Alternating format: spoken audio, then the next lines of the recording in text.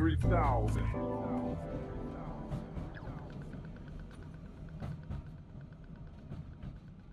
What is doing? My name's Maloney. This is the 3000 podcast. I'm joined today, two dudes, two members, one half of Mindsnare, Matt and Nigel. Thanks for coming, fellas. What's up? Thanks for having us. This is the first time I've had two guests on at the one time, so go easy on me. I think you guys will have some interesting yarns, and I'm sure you'll make this first time experience for me a good one. Yeah. No dramas. We won't make you feel like you're outnumbered. Oh yeah, don't gang up on me, please. All right, we generally start in the beginning of where you grew up, and I think you guys grew up in around about the same area. So whereabouts within the Melbourne city limits was that? I'll go first, maybe. Yeah. I was sort of born out Springvale way, sort of down near Park Mile, and ended up living in probably the earliest longer house I lived in was this one in Dingley, where I kind of discovered, skateboarding and surfing and things like that. And then we just ended up riding. I was heaps into BMX too when I was younger. Yeah. Got to ride a bike to school and sort of do all that. And then there was spots to skate all, after school and weekends. So it was a good spot to grow up, And it was a sort of newer area back then, Dingley? It was a little bit. There was old parts to it, but my mum and dad built a house in a newer area.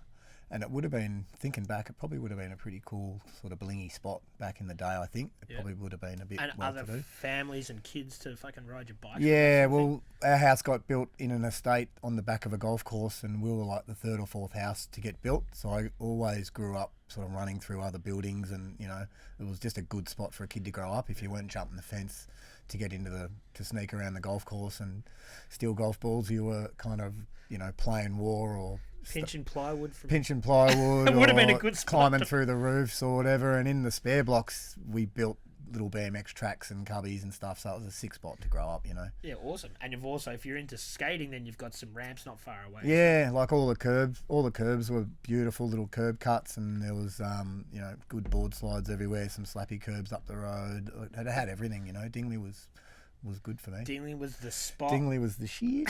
Nigel, you weren't too far away? No, I was born in Perth, and I think when I was like one, moved to Chelsea. And then we were kind of in Chelsea for a few years, and then went to Seaford for a few years, and back to... And most of my, what I'd call formative years was in Chelsea, sort of 9 or 10 onwards. And then probably when I hit about 18 or something, started to end up in a bunch of share houses. So that'd be Chelsea, Palm Beach, Frankston, Analyzer, Frankston, Palm Beach, Chelsea, like literally sort of bouncing around like a pinball until I moved into Richmond, into Tiger Town about 91 or something, 93 maybe, and that was when I was about 23. Yeah. Somehow I went through about 15 share houses in that quick period. I'd imagine those sort of beachside suburb share houses were different back then. Like, now those areas, it's a glitzy sort of place, but, you're talking 25 years ago. Was it like that? Yeah, no, it wasn't. It was, like one joint, who the fuck gives an apartment to like 3 18-year-olds? Like, you'd have to be an idiot. 5 people living in our. 5. We were opposite the tennis courts in Morty Alec, Yeah. in an old fish and chip shop. Had a fish and chip shop front. That's where all the bands used to play, and there was mini ramps and stuff. And then there was 5 people. It was literally $50 each a week to live there. Wow. It was good, but I was 21. I had my 21st there, so it's going back 30 years. Yeah, wow. It wasn't that hard back then, was it? Nah. Like, I can't imagine... There was a lot of old houses and a lot of old kind of, maybe Greek or Italian owners, the old school. They wanted cash. Owned them, and a lot of them were kind of like, the house that we were in was in such rack and ruin. I don't think much really worked. There was running water and stuff like that, but there was mould and stuff, but we didn't care, And people weren't that keen to live at the beach then, you know what I mean? Like where all those nice beachside suburbs are. Yeah. People hadn't realised that it's actually a fucking... I wouldn't mind renting on the beach these days. For This was $50. This was on the beach, So, and we had a mini ramp out the back, quarter pipe inside, and we used to have all ages punk shows on Sundays and stuff. Like Propaganda stayed the night, on their first tour. Fuck yeah. Toe to Toe used to come and stay. We had all ages shows on there all the time. It was hilarious. So proper start of that whole DIY skate punk sort of stuff. Yeah, well, it wasn't at the time. It was really hard to put on an all ages show, so we just thought, and we were into that kind of all ages thing. We're really kind of there was a lot of straight edge kids around at that point, and it was a big thing. what it was, sort of 92, 93 maybe. Yeah. And you guys had met at this stage, or just bumped into each other around the traps at shows? We definitely met like before you. I mean, you were at my 21st. I was at your 21st. I got a photo of you. Hall. Yeah, I got a photo of you in the pit at my 21st. Oddly enough, but we just met through skating and going to shows. And you were lucky down there because there was a couple of skate parks, or at least ramps. Yeah, we used to sort of rotate between. Like I was at Morty Ramp a lot, and it was small, and I was quite small and pretty intimidated by the only other big vert ramp was probably in Mornington. There was a big one, and going to Paran, and I just it was just fun having a small mini ramp between Morty, Alec, and Chelsea, and they had channels, so you used to be able to grind into the channel and go, do an air over the channel, and it wasn't like the hardest thing in the world because the ramps were so small, and that suited me. Tight trannies have always suited me. So. What about Sandy Ramp? That was like 7 foot and hit. Sandy Ramp's tight as a nuns. Tightest thing in Sandy, that's like two bowls sort of next to each other, isn't it? The Sandy. No, Sandy's got one bowl. Elwood's the twin bowl. Elwood's the twin one. Sandy's the same shape, but it was just small and steep lumpy, and loved it. Yeah. And I just got good at skating lumpy trannies and tight trannies. Well, you were thankful. That's what I got into, You were thankful to have it. I was just so bad at skating street. Yeah. Well, that was sort of the time when street skating, I guess, sort of takes over in popularity from the transition skating. And I had a bit of a reaction towards that because I was against everything. Like I was like a full know-it-all little teenager back then. And when street skating actually blew up and turned its back on vert and the whole thing that I was sort of into at the time, I ignored street skating for quite some time because I'd taken it a bit personally that the trend had sort of swept it all away. I thought it was a bit more than that to people. Yeah. So I stuck to emptying pools and tight knob and pools for years and years and years, and just skating the same old lumpy concrete spots. Do you think that that's potentially because the punk stuff was more aligned with the vert, and the street skating was more aligned with maybe a different musical push with like hip hop and stuff like that? I don't know. Street skating just seemed a little bit more controlled, and it had a bit more of a look and a uniform, and everyone was trying the same tricks.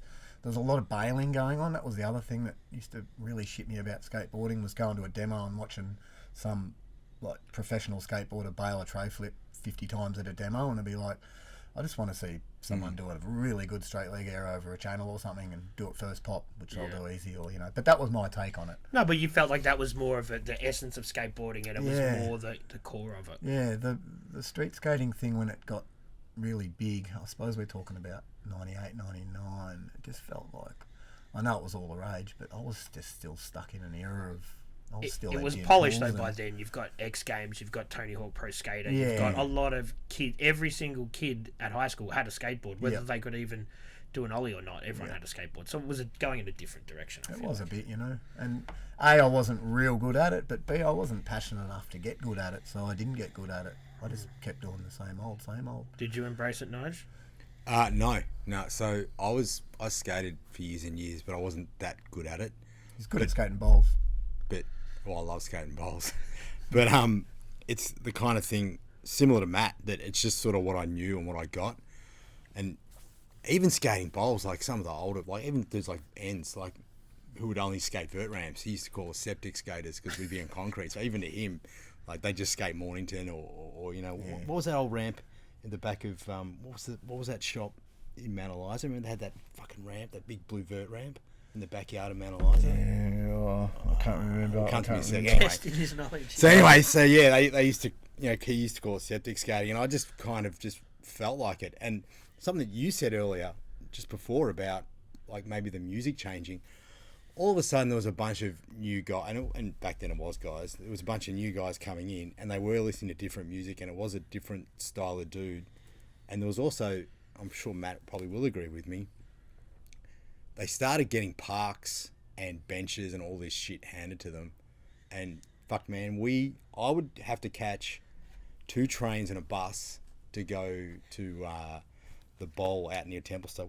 What's that big open bowl? It wasn't even finished. Bulleen. So it would literally take 2.5 hours to skate Bulleen, and then you get there, and then you get chased by wogs. And then you'd get 2 buses and a train. Well, because they didn't like skating, or because it was their bowl? No, because they knew the skaters would come, so it was a captive audience. Yeah, it was a long trip out to that Like, one. we We used to go into the city on the train and then sit over the road and catch the bus out to Bulleen. It was hectic. Like, so we used to do stuff like that, and then all of a sudden there's all these new fresh dudes, and they look at us like we were idiots, and you're like, okay, cool, man. Yeah. So in me, I had the similar thing that you're like, well, fuck all these guys anyway. Like, I'll just go skate bowls and be happy. It's interesting though because skateboarding starts out as all the misfits, in the essence. Yeah. But then, and it's something that should be kind of accepting, but then there's divisions within it. So thinking back on it now, is it a little bit contradictory, or you just stick with that? Now we're vert dudes. I think it's there's definitely contradiction, and also. Well, it's just being young, and you just think, Yeah, we and do this and they do that. We used to rock up to Paran in the late 80s and everyone would look different. Yeah. And everyone would almost have a different trick.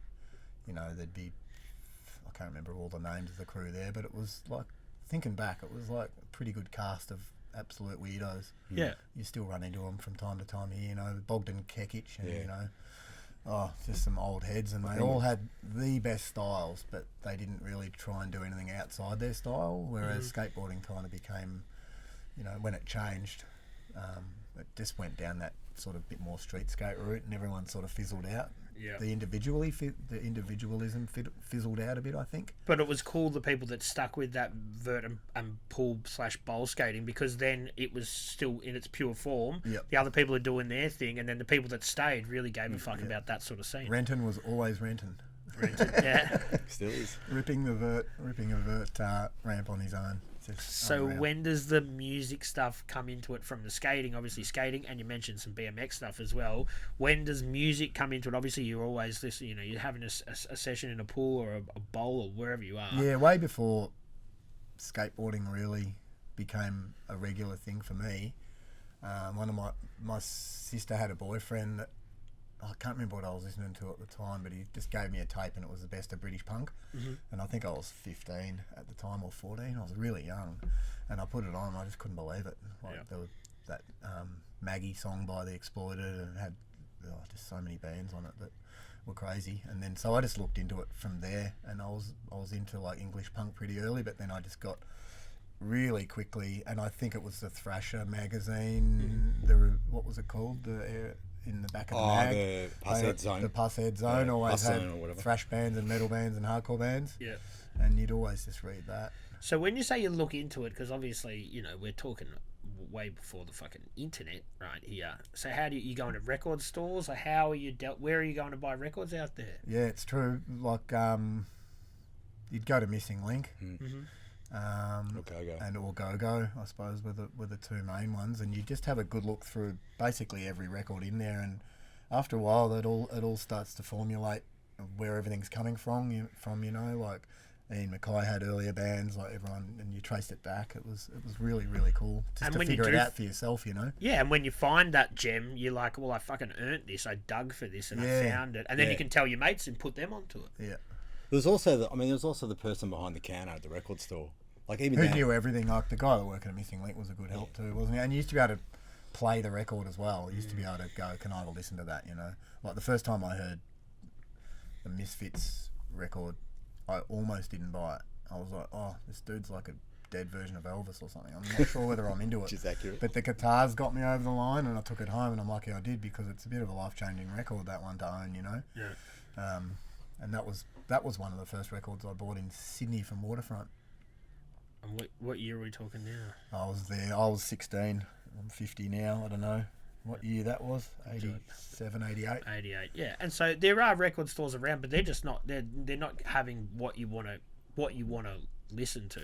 You really got to work hard. And then with that DIY community, I bought this record. I'll dub this tape for you. That sort of shit's happening. There used to be a punk show on. That's where we used to get a lot of information as well. There was maybe 2 punk shows on during the week on PBS and Triple R. Oh, right, One called Wasted Dreams, and the other punk show had a girl doing it. I can't remember her name, but I used to sit up and tape. It was on from like 6 till 7 or 6 till 8 or something every Wednesday night or something, and I've still got the tapes at home. Yeah. So they'd be all sourcing taped off the radio. They'd be sourcing records from overseas and that sort of They thing. always played new stuff. It was the first time I heard Dag Nasty, first time I heard Adrenaline OD, first time I heard That's I cool. think it was the first time I heard Minor Threat they played. That's cool that there was something out there for you. Yeah. Yeah, because I wasn't really There privy were some to that. really, really good punk shows on the radio. PBS plays Paul a great... Waste, I think his name was. Yeah. Paul Waste. PBS, man, still to this day are still, you know, like a great avenue for people to put their music out there that He's doesn't still have it. Yeah. crazy. Like when you turn on the radio and listen to Fang It sometimes, that dude's playing some real good stuff still. Like there's still good stuff going on the radio for sure. Yeah, but it's watered down now, more diluted because people have the internet to try and do that their own kind of research. As we're talking about, doing your own research isn't always the Doing your own best. research now is just getting on Spotify, I suppose. Doing your own research. So you obviously have your musical influences. What about you, Nigel? The same sort of stuff? It's kind of similar. So I never had. I mean, I was an only child. I never. So that's kind of also why I like skating, because I could just go skate to primary school. Like I had a couple of mates that surfed and skated, and that's how I got into it.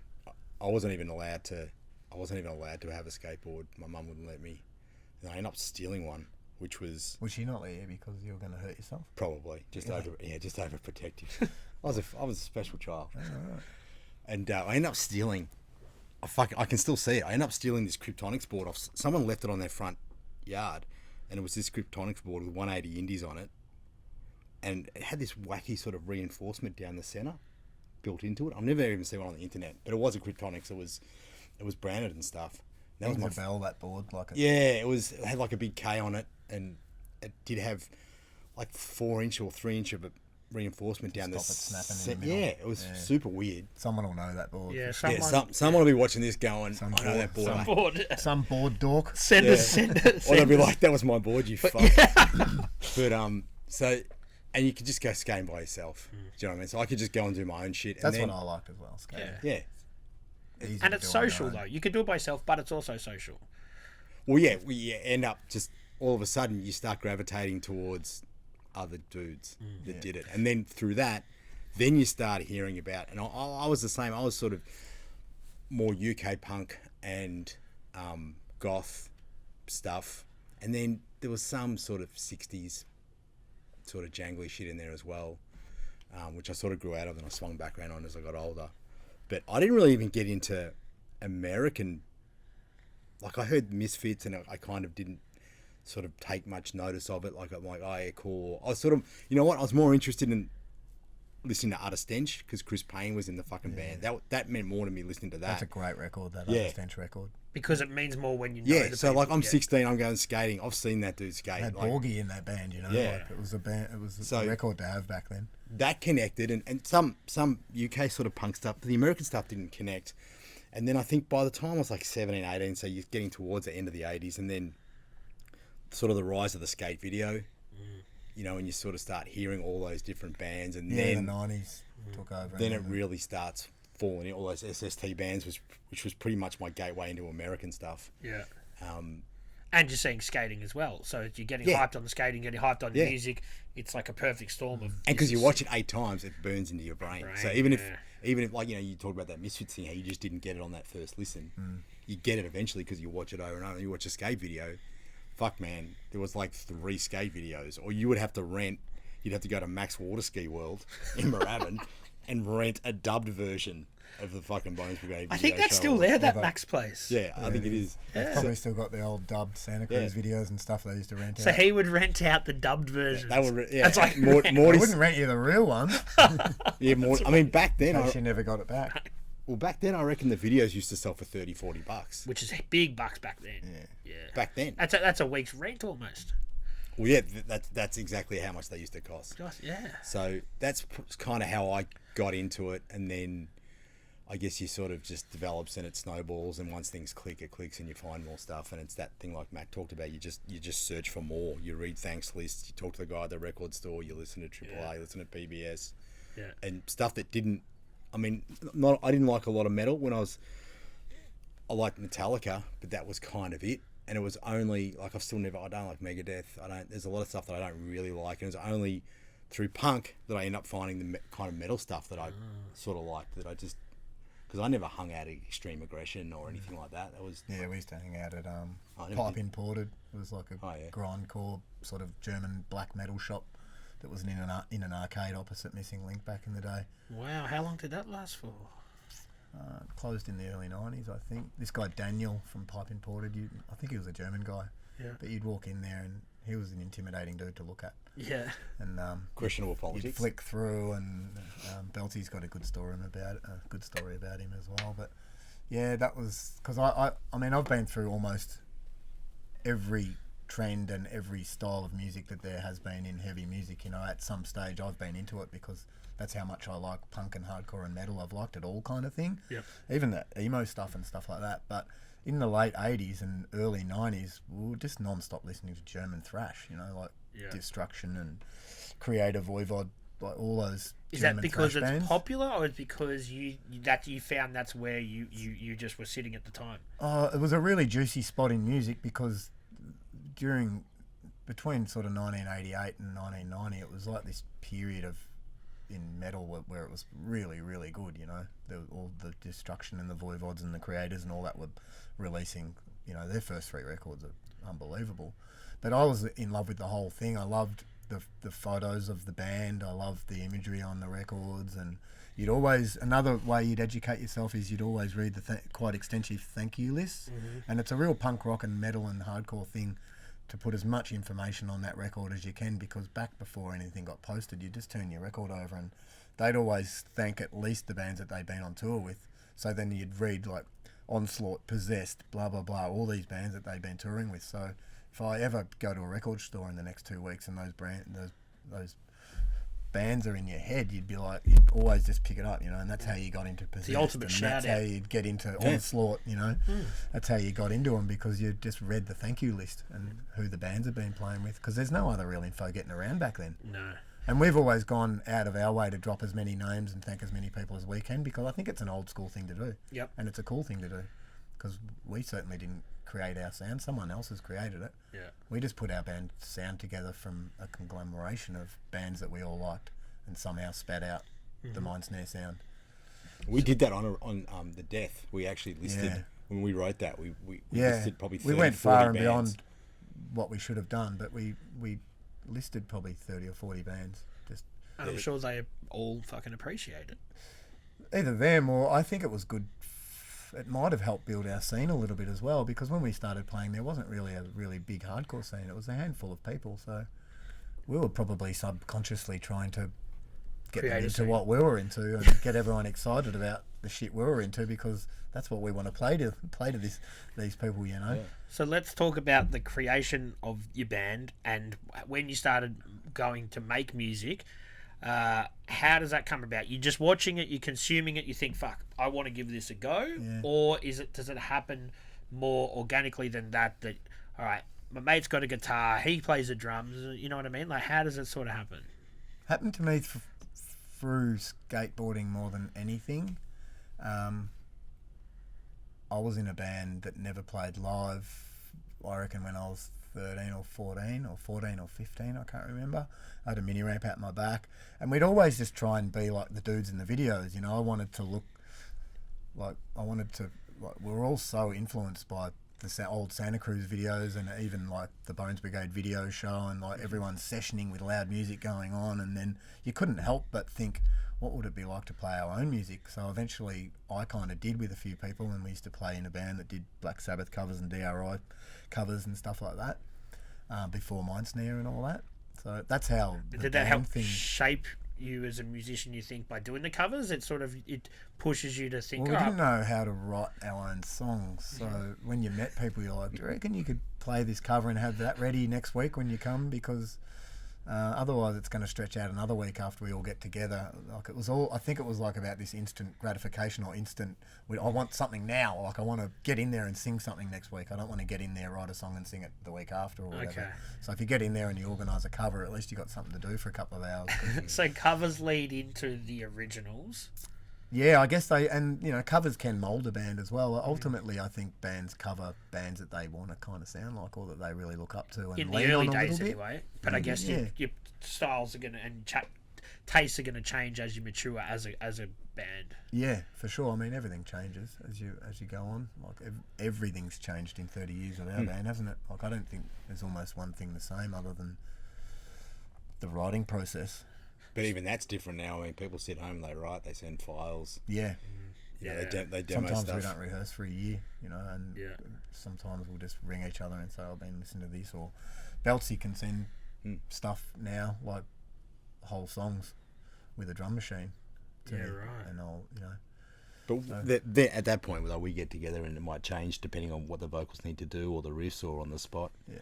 So No that one knew gets what back they to were what it doing. was. Yeah, but that fits with the DIY No one knew what they were doing. mindset. So when you did go to rehearsal, you'd stumble through, and you couldn't help but be quite individual sounding because you really had nothing else to lean on. You couldn't rip off a guitar sound because we didn't know how to make the guitars sound like that. So you were just playing in a band really off the cuff, and that's how originality. That's why there's probably more originality back then than there is now, because now you can put your guitar settings and have everything sounding like the band you want to sound like, or put a delay on the vocals and sound like the dude had a power trip for a bit or whatever, you know. Like, Yeah, and in the early days, you're bound with what pedals you've got, what sort of, you know, It's analog. it's finances too. Yeah. So it's not like you can just run out and, you know, a lot of musicians early, and I'm sure, you know, whether it's hip hop or whatever, sometimes you buy crappy gear, and that also breeds a different sound or a different thing too. So you might end up sounding different by default. You know, and I think that helps too. You just sort of work within your abilities and your you know, how much money you got. Whereas I guess I think a lot of bands today, I don't know. maintain that street feel with that cheap gear. I like it. But I think keep it legit. it's all about what you put into it. It doesn't mean what kind of gear you've got, but I think that probably helps a lot of bands starting out, because if you've got the bare minimum, then you've only got the fucking bare minimum. That's what you got to work with. You got to get creative. Well, the later it got, and the more into the 90s it got, and the more, you know, when Hatebreed and 100 Demons and all that came out with that really big guitar sound, you weren't going to get that sound by playing through shit equipment. Not live anyway.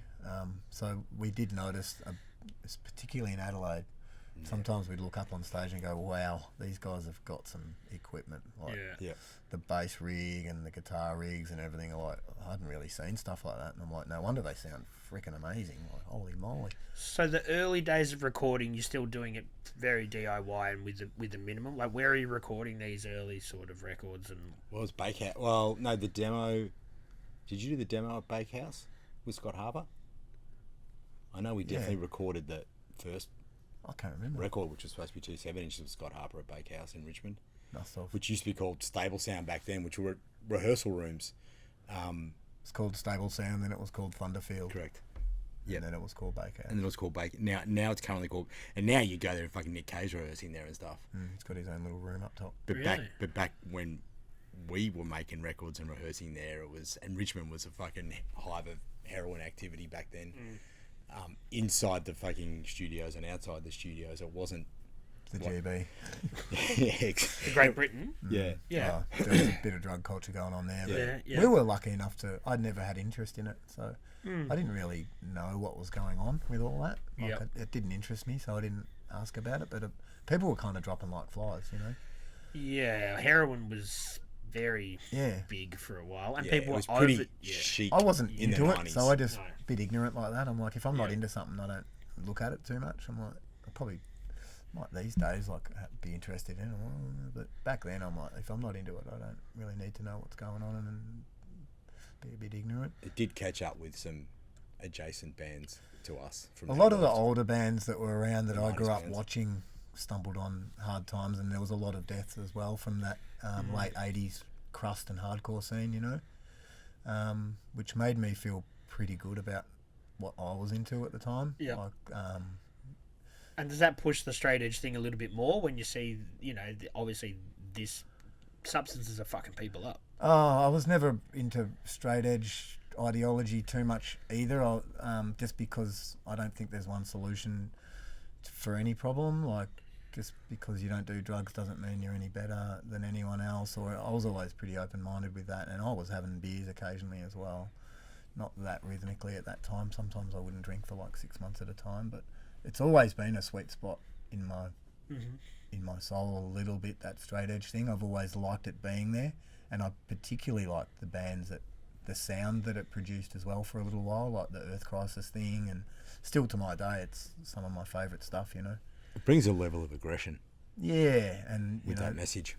the Earth Crisis lyrics, and And a lot of those straight edge lyrics, they had a real zingy way of writing some pretty cool, almost violent lyrics. It was kind of rad.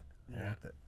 All right, we'll be back to the guests in a moment. But if you could, just hit that subscribe button. I need everyone to fucking subscribe. We're not asking for any money. It's not hard. It only takes a second. Hit the subscribe button and help us out. Cheers. So, once you start getting together, you're recording. You have your early band name, which is Mad Circle, which then you turf. Yeah, look, the Mad Circle thing was influenced. It might have been influenced, and I thought they were done and dusted at the time, that Mad Circle hip-hop band. Yeah, and because the it guy had was out two with Ice A's, though, Cube. didn't it? 2 A's. MAA, yeah, and then there was the Mad Circle skate brand that popped up, and it was all getting a bit too much. Mad Circle. And I don't know how I came up with. I don't know how I even came up with that Mad Circle thing, but it was me. It was when we were living in that Morty Alec house with all the skate ramps and everything, and we were putting shows on, and then I just said to the guy Annabelle that I was living with at the time, he played guitar. I was like, let's just start a band, something real easy. Like, let's just do Black Flag and Circle Jerks covers or something like that. And then when we started playing, it was quite kind of real California hardcore sounding. So we just went down that route, and then it became a little bit more New York hardcore sounding. Was that Brad's influence? Yeah, I suppose. Because Brad had that had that guitar sound, I suppose. But it was me and Annabelle at the start, and Bomber, who we've always sort of... Basically, I've started almost every band with Bomber or Brad.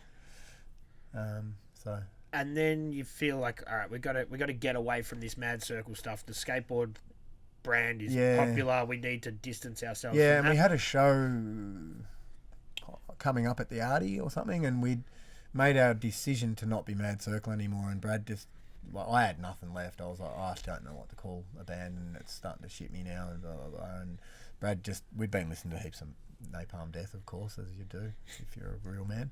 And there was that song Mindsnare there, so we just called the band Mindsnare, and I didn't really think it'd be called Mindsnare for that long. I just thought, we'll get another one, because not many people are watching the band at the moment. We can muck around with it later. It never changed. But nothing also seemed permanent back then too. Nah.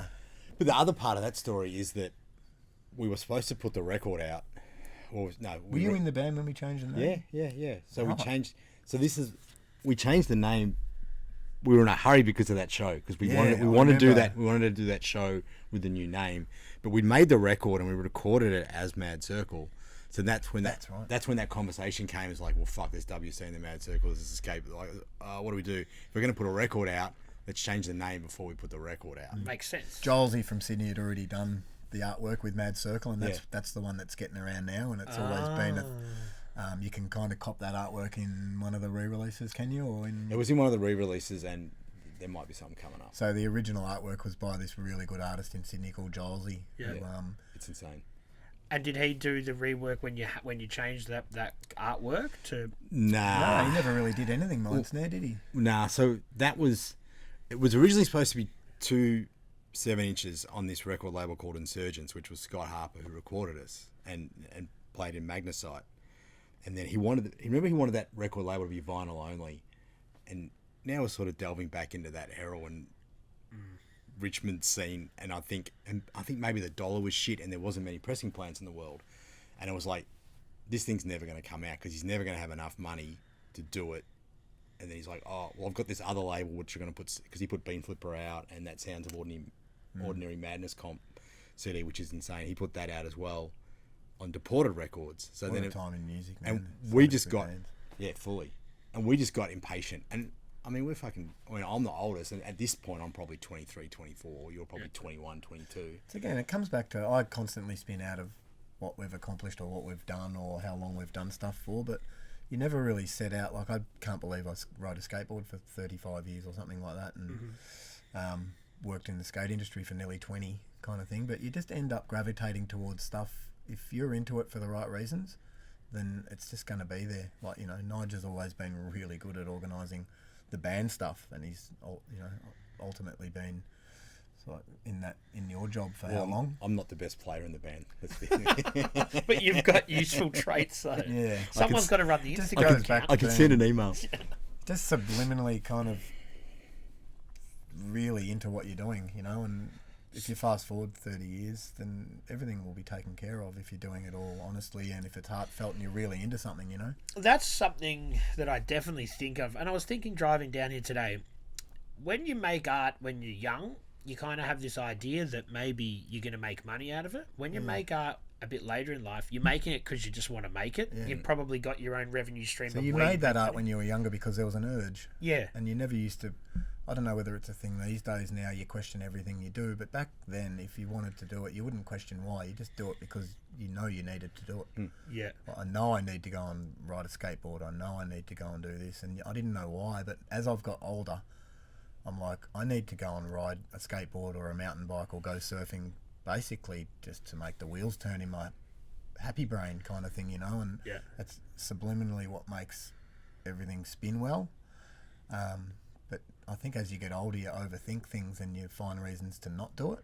And I think that's the great unsticking of a lot of people. Yeah, well, it's like when you're young, you're creative and you're juvenile. And as we get older, you got to do this, you don't do that. You got to grow up at some stage. And when people grow up, that's when they become less fun and lose that passion, I feel like, which is pretty much like what you're saying. Yeah, but you never thought you'd get paid for it, or you never...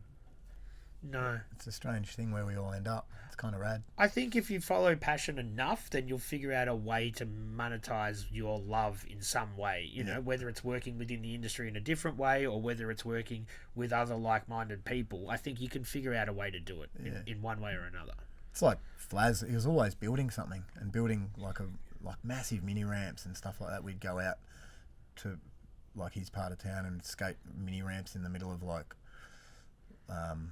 a field, like a veggie field or something like that. And something was driving him to, his brain must have been in visualizing stuff, like visualizing things like, I've got to build this, I've got to build that. And he'd always have something, and that's ultimately guided him into a whole career, you know, like subliminally. You know, he ended up building all the ramps for the hardcore, you know, comps and stuff like that. And he's made a life out of that now, and it's kind of rad. It's such a pure... Yeah, and thing, and you're talking about hardcore as in the brand as well. Yeah, because I think he made all the ramps for the first few comps. First few at the arenas when stuff. they've rebranded to Globe sort of thing, or when Globe became that sort of thing. That's the type of thing that I'm talking about. Yeah, just people doing stuff like that, you know. Doing it for the right reasons, and the money will find its way there somehow. Yeah, you didn't care about the money.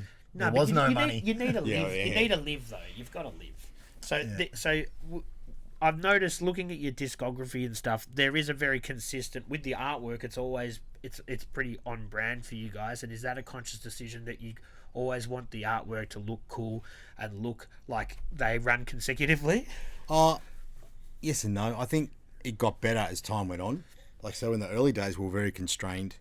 To even when we were talking about that first Mindsnare record, and we turned it from, it's going to be a double 7-inch into a CD, and then there was this sense of urgency, and we just accepted a name because we had to fucking come up with a name before a show. And then with the art, I mean, slowly just got better and better as we went on, didn't it? Yeah, it got better and better, and it was also a case of, I think we sort of handled everything different within the band as time went on, because everyone was on their own mission and doing their own things, and sometimes I'd have to put my hand up. Like, I would just push things through sometimes, because people might say no, but if they say no and they don't come up with anything else, it's like, well, this is what it's going to be. And I think, and when I say, I might be talking about the first 5 years or the first 6 or 7 years, but once it starts finding a rhythm of, well, okay, you said no, what would you like, or what could we do? And then I think we probably just all got better at vocalizing. I always wanted a logo where it that needs to go. Went with the band kind of thing, you know, and it wasn't until Danny spat that one out that we kept one. We had heaps of fonts and stuff like that was so bad. Really? Until Danny did that logo, you know, and then... It felt right? It's kind of where you hang your hat, I suppose, once you find your logo for your band, and we're lucky we got it done. It was pretty late on, even in the grand scheme of things. It was. We had all sorts of... And you'd always look different on the flyers and stuff, and you'd be like, oh, I wish we just had a logo like a Thrasher font, or, you know, like the Thrasher font thing. Yeah. It's like, you know what it is. But but you never sort of think that far ahead either, too. Like, you're never like, well, fuck, we're going to be stuck with this for 30 years. Let's just stop and pause and work out who can give us a logo we want. Then you never would have made a decision if you broke it down like This that. is what I mean. So, and when Danny and you're right, when Danny Young did that thing for us, we're just like, well, fuck. It sat good on T-shirts. It sat good everywhere we used it, and it was just like, job done. Yeah. Tidied everything up, I think. And you mentioned that you went from a double 7-inch to then a CD. So that also tells you where you are in the point of where people are consuming music. Like, do you think that... Oh, yeah. So obviously now kids are buying wax. Back then, was that a thing that you... Like, were people... Like, cassettes and records were getting overtaken by CDs? Like, that was... I think cassettes had kind of already started dying around then because CDs... So the record was... You were going to put the records out because that's what you did. You put out a fucking vinyl record. Well, I mean, I can't speak for Matt or anyone else, but we wanted to have a 7-inch because that's what we bought. And that's what we grew up buying. Yeah. So we weren't going to put out a CD at the time wasn't very punk rock as far as I was concerned. I'm like, that's what everyone else is doing. I want to put out a 7-inch because that's what all my favourite bands have done all through the 80s and 90s or whatever, or, you know, through the 80s or whatever. Which, oddly enough, might have been the biggest blessing that it didn't go that way because we pressed that CD and I think Scott pressed 500. But even when records weren't selling, we always released records. Like Disturb the Hive would have come out in the height of CD only era, wouldn't it? Oh yeah, for sure. So that first record, Scott took care of it and it sold 500 CDs, and then all of a sudden JB wanted another 500, and even Scott was like, "Fuck man, this is crazy. Like, you guys are selling a lot of CDs," and we're like, "Who the fuck's buying these? This is nuts." Like, you know, we didn't know that you'd sell that many CDs. Well, like Matt said, we play in his fucking lounge room / ex fish and chip shop to 40 people on a Saturday afternoon, and we're selling 1,000 CDs. Like, how does that work? So there was no actual bigger gigs at bigger venues when you start putting out this first CD? We picked up a couple of things. Like, I don't remember. There wasn't much until that Guttermouth tour. Yeah, well, I remember we played with No Effects. Yeah, wow. Like out in Croydon in like '94, maybe that first No Effects tour. Yeah, at EVs. And they gave us a fruit platter, and we're like, "What? What have we got?" That's not very punk. Was that when I refused to play on the stage and we played in the cafe? Probably. Yeah, that's how silly punk rock I was. I'm not even. I don't want to play on your stage. I like the feel of the cafe is good for me. Right, Can we just set our shit up here? And they're all like, all right. And then it's gone down in history. People that were at that show were like, man, the band that played in the cafe was crazy. Like, and people were dancing, and it was like the small little room. And then you'd go back out into the big hall and watch No Effects, and it didn't have quite the same feel. And I think from that point on, we might have stumbled upon something that, you know, doing it your own way. Kind of cool. Yeah. Kind of, yeah. The small room thing always suited us. Big rooms have never suited us. That's something that I already had in my notes, so I'll fucking jump to it now.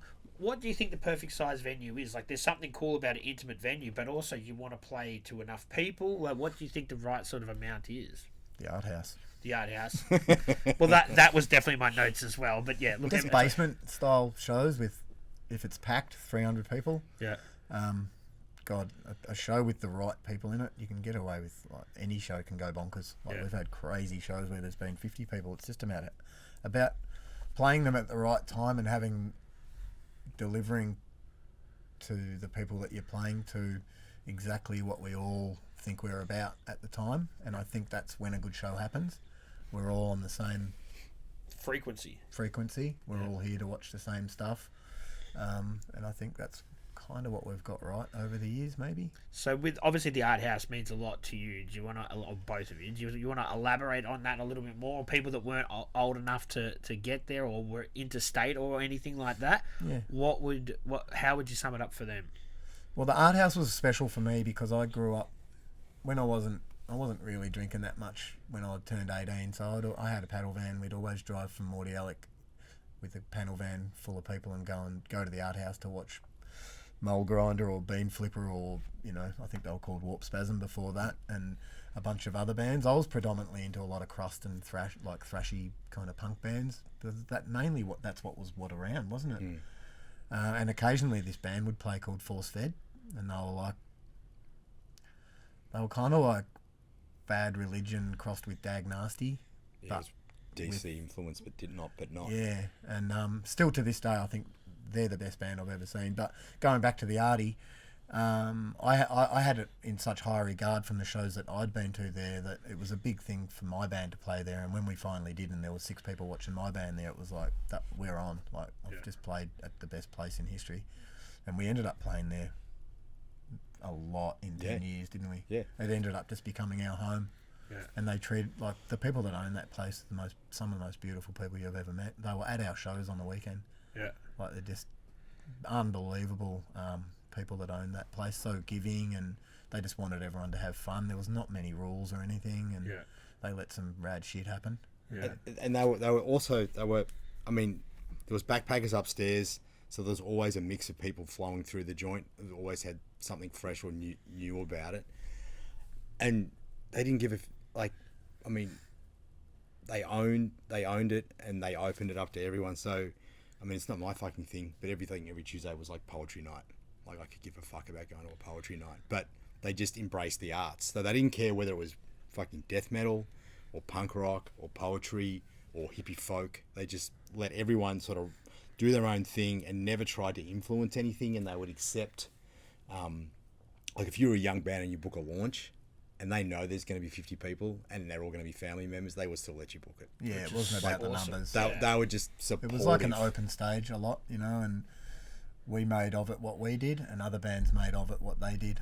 It was just this really beautiful spot to play for a lot of years. Yeah. It's really sad to see that all end, but everything ends. Yeah, and it was 20 years. So it's pretty fucking iconic. Like people talk about Gilman Street in San Francisco, and then yeah, it was like our Gilman or our CBGBs, or you know, every town's got one. We've found them in Japan. We've found them everywhere, you know. Yeah. And the GB is another one that was and the GB was unbelievable at the start. That basement there. That was a good little room, man. Was a bit of a fire trap, though. I don't think they only had one way in and one way out. I don't think we were thinking about fires back in the day, but well, remember the GB used to be $2 on Wednesday night, no matter who was playing, and sometimes it'd be like, you know, bands that come over from Adelaide, like Greg would come over or whatever, or the Geelong band, that Amber Fear band. Yeah, that's right. Oh man. So you could go there and it was $2 on Wednesday nights, and then you got to fucking go out afterwards. But it was, the art house it was. The art house was like home, and I think everyone felt that. I don't know whether. I think people romanticize either their teens or their early 20s, because that's when you remember it fondly. You discover things. Everything's new. So it's a magical time. Yeah, I might personally think, you know, 2011 started getting shallow in the hardcore scene, and I'm just picking that number of fucking random. But if you were 21 at that time and in a band, that was the best time of your life, and those were the best bands. Yeah. But I think what the art house did was they were that period for everyone that came up, and I think that's why you always hear so many people talking about it in such high regard. So would you take a packed out art house type gig over a big huge festival with thousands of people? Yeah, we did for 20 years. So embracing the underground is the ethos. And look, the Bendigo's the new version of that, even though we have been playing there for 10 years now. We did that swap over. It's literally 10 years, like 2023. 10 years. It's got a very similar kind of feel, a little bit less homely, but the stage is kind of the same. The mentalities are the same. The bunch of bands and people. You kind of walk in there and know what sort of night you're going to have. Yeah, and it feels homely. Yeah. Yeah, and some of the other venues too. Like, you know, you look at somewhere like the Tote, and that's got deep history in rock and metal and all this other stuff, but they never really embraced us or our like-minded bands. The thing is, and we gravitated to it because of this reason, there was never a bouncer on the door. Yeah. And I always made it a thing up when we were playing. I'm like, thanks so much to the Artie or to the Bendigo for letting this monkey shit go on, because someone could get really hurt during a show. And not once did we get told what to do or anything. They just let us manage it, you know, and nothing bad ever really happened as far as I know. So that is a hard one, because you do have, a little bit of responsibility. You want people to have fun and do their thing, but you don't want anyone to cop any ongoing sort of... Oh, man. And that some of the stunts that, like, people were literally, like, flying everywhere, you know. You're like, wow. Like, these days, I don't know. Like, yeah. But it got to the point where when we did go out on the road and there was bouncers, I didn't know what to do with them, so I jumped on. I used to just jump on them. like Do it, jump on their shoulders, or I just didn't know what to do with them. Some 'cause venues wouldn't have got they're it. though, standing they would have. around, and I'm Yeah, like, yeah. being a I'm gonna skateboarder, use this, dude. I kind of, there's a good gap to that bloke's head over there, so I'd kind of launch off and end up being on top of a bouncer, and then he'd kind of go to punch me and go, that's that really small dude that's meant to be singing in the band. What's going on with him? And I'd always have to go and apologise to the bouncers afterwards and stuff like that. But that's how weird it was to have bouncers at punk and hardcore shows. You didn't really see them. Yeah. Because people look after themselves, I think, in that genre. And they don't. You might have hit someone in the face, but then you're not going to escalate it. That's just part of the show, Yeah. and the gig's over, and Most of the time. Most of the time, well, yeah. So we had the art house here. What's like another venue that's similar to that, like interstate that you'd go to that sort of had that kind of home away from home feel when you're on the road? Can you think of anywhere else like that? No. Not long term. Right. The long term. Adelaide had that room. Oh, Enigma Bar. Enigma was a bit like that, but the one where we played before Matt Weston's band, that not that long ago, like 10 years ago. The one down at Cronulla. Nah, South Australia, that bar with that really small stage. I can't remember what it's called. Doesn't matter. But you could, yeah. But you First time we played in Adelaide. You feel like Melbourne really embraced it, and could you see your band being as successful in another state? You know what I mean? If you came up in Adelaide, do you think you'd still be talking about it 30 years on? Yeah. Yeah. Yeah, I reckon we would have made it happen, because in the back of our minds we all knew that we were kind of creating something. And like, we used to have shows around the corner here, like all ages shows. Yeah. The Maori Chief. Where was that? No. The rehearsal studios. What's it called? Midian.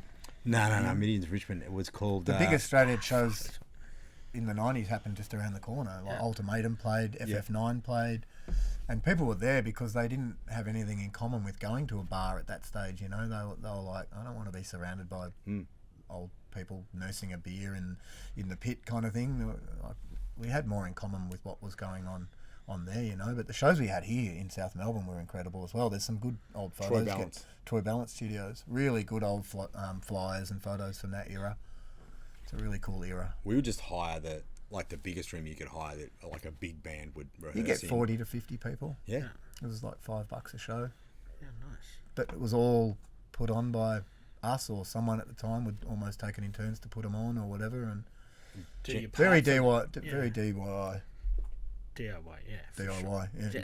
DIY. And generally the rehearsal rooms would let us do it because we'd clean up after ourselves. You'd make sure people weren't getting blind, going there, graffitiing the toilets, and where they just go, all right, you're not fucking welcome back. It was never like that. Yeah. So they were always kind of welcoming. Did you find that? So you're doing your 30-year anniversary. I think you obviously played 2 shows at the Bendigo. Yeah. You sold them out pretty quickly. We don't ever do back-to-back shows anywhere, I don't think. Yeah, we've never done it. How many do you reckon you could have done? Because I know those tickets went pretty quickly. 2 will do. 2 will do. You wouldn't want to do any more. 2 there's better than 1 show at a venue twice as big. It loses its feel, you know. But do you think you could have done another couple of Bendigo ones? I don't know. I reckon you could. No, just keep it at 2, and you know 2 are going to be good. Good. Yeah. And what about going back to Franger? You did that one, was it last week? Well, Franger's become a thing, you know. Like, we didn't play there since the 90s because there wasn't much going on for us. There has been some all-ages shows at boathouses and stuff like that. In between Mordialloc and Frankston, there's been stuff going on at Chelsea and stuff, and there's been a bit of a hint of something going on, but it wasn't till probably 2 years ago where someone said, man, you should see, it's like a community has grown at Singing Bird, and it's mainly because of the owner, Stu. Yep. He's another beautiful man that he's just like a giver, you know, and he just wants the bands to come and have the best time ever. He wants to give them a fair rehearsal room with quite good equipment, and he wants to give a lot of bands their first shows. Like, if he goes and sees a band that hasn't played yet, he's more often than not, he'll put them on a show, I think, because he wants to see new bands emerge. Yep. And I think that's what created that scene down there. And I've been blown away I went and watched Exhumed there, and there's bands on there all the time, like proper, really good bands playing all the time there. And that festival is announced for next year. Yep. There's a lot of fucking bands on there. I don't know how he's going to fit all them in, man. That's like, makes it happen.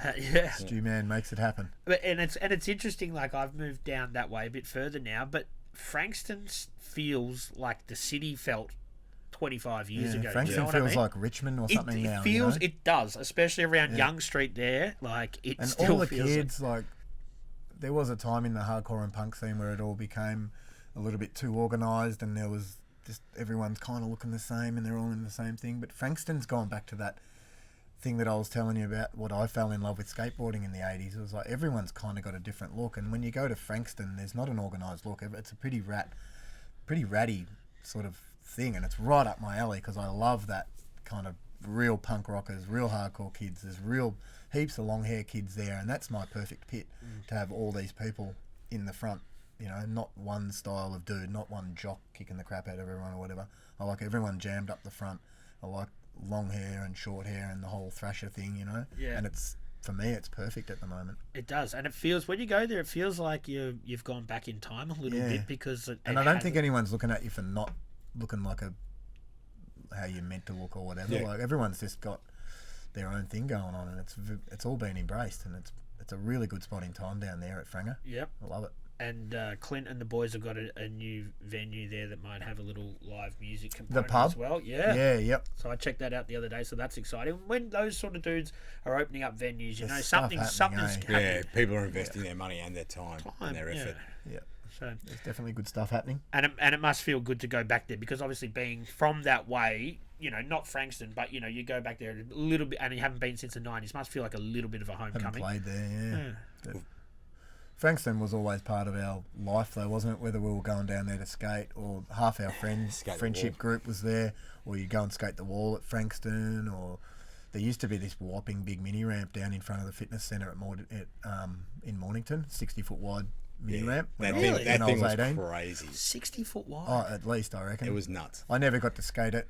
It had so much ply on it that there was always a hole in it somewhere.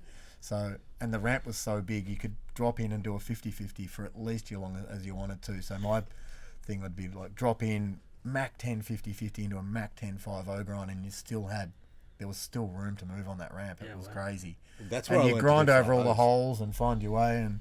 But that's that must have been 91. I reckon, that ramp. Yeah, it only lasted like a year or so. It didn't last that long. But the fitness centre's there in the same position and everything. Every time I drive past there to work every day, and I always look at it going, I remember when there was a whopping big mini ramp at the front of there. We're jumping around a little bit, but I want to go sort of back to the 90s. We talked about, you know, CDs and the way that people were consuming music, but then the internet happens, and how do you think that changes the sort of hardcore scene and music in fucking general? I think it had positive and negative impacts. It definitely, things blew up, you know, whether it was Soulseek or however the hell people all of a sudden, and it wasn't really our core age group, but it was people, it was the one step under us who were all of a sudden chatting to each other in different cities, and it just brought There everyone was a together. time where it was like a MySpace hardcore scene. I think that the hardcore and even like the emo kids embraced MySpace before any other genre of music. Yeah. Those guys were all over That's it. when it became a little bit nightclub orientated as well. Yeah. Some spooky times going on then, I reckon. Yeah. And people, it made it a lot easier for people to connect, which has its pluses and its minuses, and it started making it easier for I people think to. it was good for younger people to embrace that. Yeah. Whereas when we were, because we've, you know, I wrote to bands, like I used to write to E-Town Concrete and all these bands, and sometimes you wouldn't hear anything back for like sometimes 4 months or something. You're like, oh, I've been stitched up here, I've sent money overseas, but they'd always end up coming back to you. But then when things changed and it was like internet based, it was just a different animal. Yeah. And it took me a while to get into it. You had a little more access. I mean, fuck, back to the artwork thing. I remember writing to Pusshead after we put out the first record, and no, he didn't write back. But that it does change not only music, but it changes skateboard culture. You know what I mean? Like, I still subscribe to Thrasher. My partner pays for it every year. For my birthday, she's not great with presents. She's a legend. But Sounds like she's good. good with presents. Sounds like she's spot on with the presents, She mate. found a good niche, and she goes, I'm going to resubscribe to this. I'm like, oh, okay, thanks. Which is sick, and I still get that, but it changed music and magazines, like besides Thrasher and maybe I think Slam, there's hardly any skate magazines that still exist. Yeah, So it's exactly. changed a lot of things, but it's also cool because the people that have embraced it, like Thrasher now, like probably the best source for skateboarding on the internet, if you ask me. You know what I mean? Yeah, they were really smart about that. Yeah, and the way that they still put out videos through Thrasher is really good. You know what I mean? So it helps the people who are putting the videos out, and it helps them sort of. Yeah. But it's changed the way that we consume everything. It has. And now we've got fucking social media, which is another whole thing altogether. But I guess it's cool because it can bring new fans to your gigs, can make people... It's more approachable to connect with people from overseas, all that sort of thing. Have you seen that as a positive impact? I mean, I flip-flop on it, but ultimately it's a good thing. I mean... I don't think it's negative. Yeah, that's Like, a good way of putting it. put it that way. It's just different, and you just got to work through it mentally to make it work for you, maybe. And I don't know. It probably took us a while because we're not collectively we're stubborn, but individually we're all we can be stubborn. So we're like, we don't like what's going on there, so fuck that thing. Like, I'd still rather whack $20 in an envelope and send it to California and get a record back a month later. I'd still rather do it. Yeah. But things aren't like that anymore, and and it's no biggie. You just get on Spotify and you can listen to every band you've ever. I know. But you know the Thrasher, where every time you do, you get the actual magazine. It comes from California. They send you the T-shirt from California. So there is stuff, and I'm sure some record labels they're still doing that sort of stuff as well. I'm sure they are. That culture's still there. You just got to dig a bit deeper. Yeah, it's still there, and also things die if they don't evolve. So it wouldn't have if the internet hadn't have come along. Maybe everything would have. I mean, maybe one thing as a person that's got older over the years is I've found it really hard to embrace change, and I've had to reevaluate. I've had to kind of evaluate how I deal with it because I just don't really like change. I kind of like how things were. Yeah. But I think things have got better, and I've got to change my brain to realise that. Yeah. Just a little bit of a stick like that, you know. I'm sure there's bands that you've probably discovered since the internet. You know, there's so many and now. so you got to look at that and go, yeah. But there's so many now, you kind of get numb. Yeah. Because you find like 40 versions of what you're really into, and you're like, I don't know where to start now. Like, they're all pretty good, and I only need 2 or 3 bands that are, you know, I don't know. But there is that aspect of it. It's just digging in a different capacity, isn't it? Yeah. You know? Yeah, fully. And it's also when kids are coming up, and I think back to that early internet thing, a lot of the kids that were coming up, they didn't care about what we were doing. And when I say we, I'm not talking about our band specifically, but they were like, well, to me, it felt like they were the first generation that never looked backwards. They were the when the internet started, they were the first generation that only ever looked forwards. And I respect it I might have been the same if I was that age. But I think since then, the newer kids also look backwards. So now it seems like there's more like-minded people that are in their early 20s or mid-20s or fuck whatever age. Yeah. And they have a broader understanding of everything that came. Because we were always what came before us. As well as where are we heading? Well, it is easier now for kids to look back and research what they did. It's easier for them to look back. Yeah. You know what I mean? Yeah. But there's a willingness, and I think with that very first internet age, there wasn't much of a willingness. Yeah. So probably that's why we were maybe a bit... Things seem to be getting churned around repetitively now a little bit more than they used to as well, because there's more of it. So there's more kind of getting tumbled around, whereas back in the day there was probably 1 or 2 bands that sounded similar, so there was not much there wasn't as much tumbling around in the one space. Yep. Now there's like 50 bands that sound like Madball or Cro-Mags or whatever, you know, like and it gets a bit daunting trying to figure out what's sort of good what's and what's what in the soup there.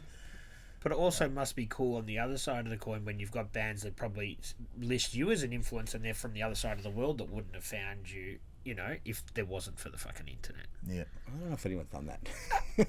I'm sure people have DM'd you. This band does nothing but confuse people. You go for it, sorry. Oh, no, I was just going to say, it is... I think we've really have... And Matt's right about how much stuff is out there, but we've really landed on an age where there's... I don't think there's ever been as many good releases as there has been. And I don't know if it's a post-COVID thing. I don't know if because everyone got locked up for a while worldwide or what the hell happened, but there's so many good fucking records coming out. And you can now listen to a band at the press of a button, whereas you couldn't just go, I want to start an E-Town Concrete band in the 90s, because you'd have to wait a month to get the record, or to listen to it repetitively and try and play like that. Or now you can just put it on Spotify and go, I want to be in a band that sounds like that. Or I want to be in an Integrity sound-alike band. And like everyone's sort of got that going on, which is a little bit disappointing for me. But I don't want to be disappointed in it. It's just the way things are. Yeah. If you know what I mean. Yeah. What do you feel about the whole sort of genre specific stuff, like this is called this and this is called that? Do you fuck around with that sort of stuff, or do you think it's just music and it's called whatever it's fucking called? Like, I don't know, I've got a name for everything. Like I kind of like having categories for some reason. It's the way my brain works. And I've always put things in categories, but I can fully understand the open-mindedness and the whole thing of why would you do that. But my brain doesn't have room for that. What about put things? What about things that blur genres though? Like, it's a bit of this and a bit of that. Well, it's 2 boxes. Yeah, I can go in both categories. Okay, that makes sense. Is that right? Is that accurate? Oh, I don't know. Yeah. But sometimes those bands are super interesting because they've borrowed from there and they've put it together, or like a band like Converge or something like that. They've sort of borrowed bits and pieces, and look what they've spat out. They've spat out this crazy sound, but I don't know what band can sound like that other than them, like, and they've borrowed from genres, obviously, Yeah. So good things can come of it. So being in a somewhat underground but very popular band, there isn't always ways to generate money. So you guys have had to sort of go on your own personal endeavours to sort of, fucking live your lives. So I know that you've done you had your own record label as well. Well, that was born out of necessity. So after that first CD, Scott didn't want to put out our next record, even though the first one was successful and it made money. His record label wasn't about success. His record label was about every release is going to be a different band.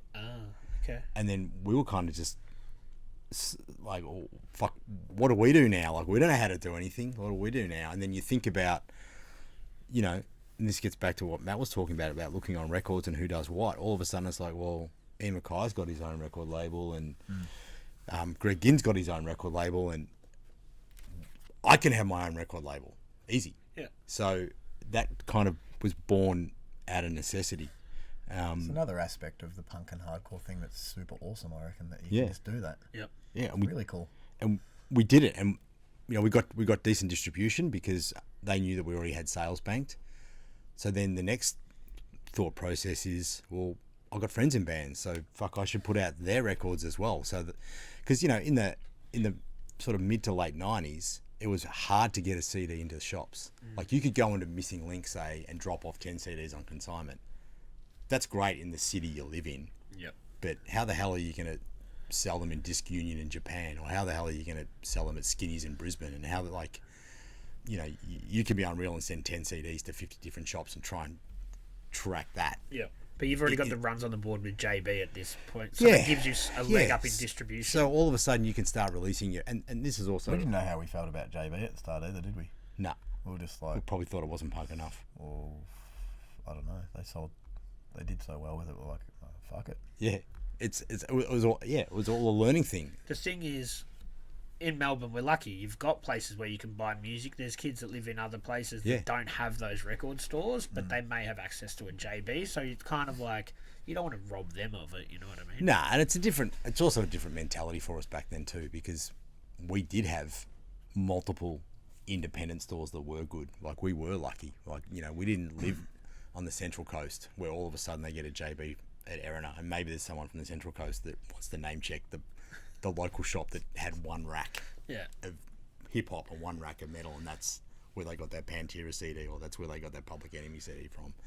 But ultimately it's a good thing. But when you're young and you've got this set of morals and the way you think things should be, I guess it is a balancing act, because you want to stay underground, you want to stay true to what you believe in, but you also want people to consume your product, and you're not making it so you listen to it yourselves. You know what I mean? We wanted to grow our crowd more than anything, I think, because we wanted to travel interstate and play to crowds and feed that scene of where we fitted in. So I think that's kind of what we were doing more than anything, because we don't think we ever made money from records, did we? Nah. I don't know whether anyone. But it's got to be cool to have a these tangible thing that you can hold and you can. And it's the other thing. It's like super cool to hold a record that's Yeah. got 10 of your own songs on it or whatever. You know, it's a really cool thing to have. Yeah, I can totally understand that would. Live shows are one thing, but to give somebody, hey man, oh yep, here's our product. You know what I mean? Even if you're not making money, just to give it to people and to be able to pass it on is rewarding in It's itself. a rad feeling. Yeah. Well, we all love records. Like we've all half the records I used to own. Sorry, half the records that I probably purchased pre 2000, I could probably almost tell you every place I bought them from. Yeah, Whether it was at a show, whether it was on tour, whether it was Plato's in Frankston, whether it was Missing Link, whether it was Go after it moved across. Remember, it moved across the road upstairs for that little weird period. Yeah. Like, so you've got a connection to the record. So when you've finally got a record, it's amazing to think that some people might have a connection to that as well. Yeah, for sure. Yeah. And besides the record stuff, everybody has to have their own endeavours. I know that you got involved in the whole skateboard industry, right? And you've been involved for quite a while, and you love skating. Do you want to share some of the brands you work with or some of the roles you had within that industry? Yeah, look, where I came from with skateboarding, I was never that good at it, but I loved it so much, and I've just always done it, and I never thought it would go anywhere, but I ended up working at Trigger Brothers in Frankston for a couple of years, and it was around 2001 when Billabong had bought Element. Yep. And the guy from Billabong came in, the head of Billabong Victoria at the time came in and just singled me out. Like someone had dropped my name and he's like, oh, I want you to come work for me. And I just said to him, I don't think I can do the job.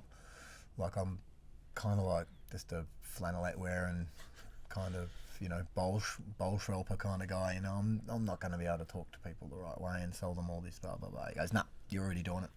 Just come in for the interview, you know, you've already got the job, blah, blah, blah. I was like, oh, all right. So I went down to Torquay and got that job and was there for 9 years. Wow.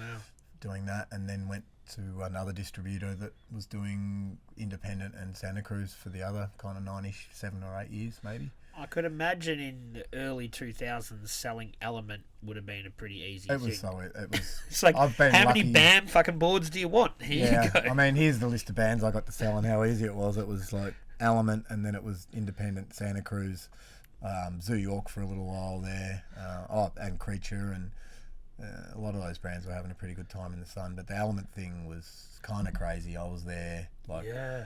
I was doing everything from the showings and selling seasonal clothing lines into picking the team up from the airport and driving them around for 2 weeks and Wow. trying to find where people ended up in the morning and trying to find where Bam had gone, or, you know, what's he doing? Like, why is he on top of a bus? That my mate Benny, he posted that the other day at Southland where he does that so drop in and then I was jumps driving, on the bus. right? Where and you? Bam, just there's this divider in between the roads, and he's always looking for something stunt to do, and I fucking love him for that because he's pretty rad.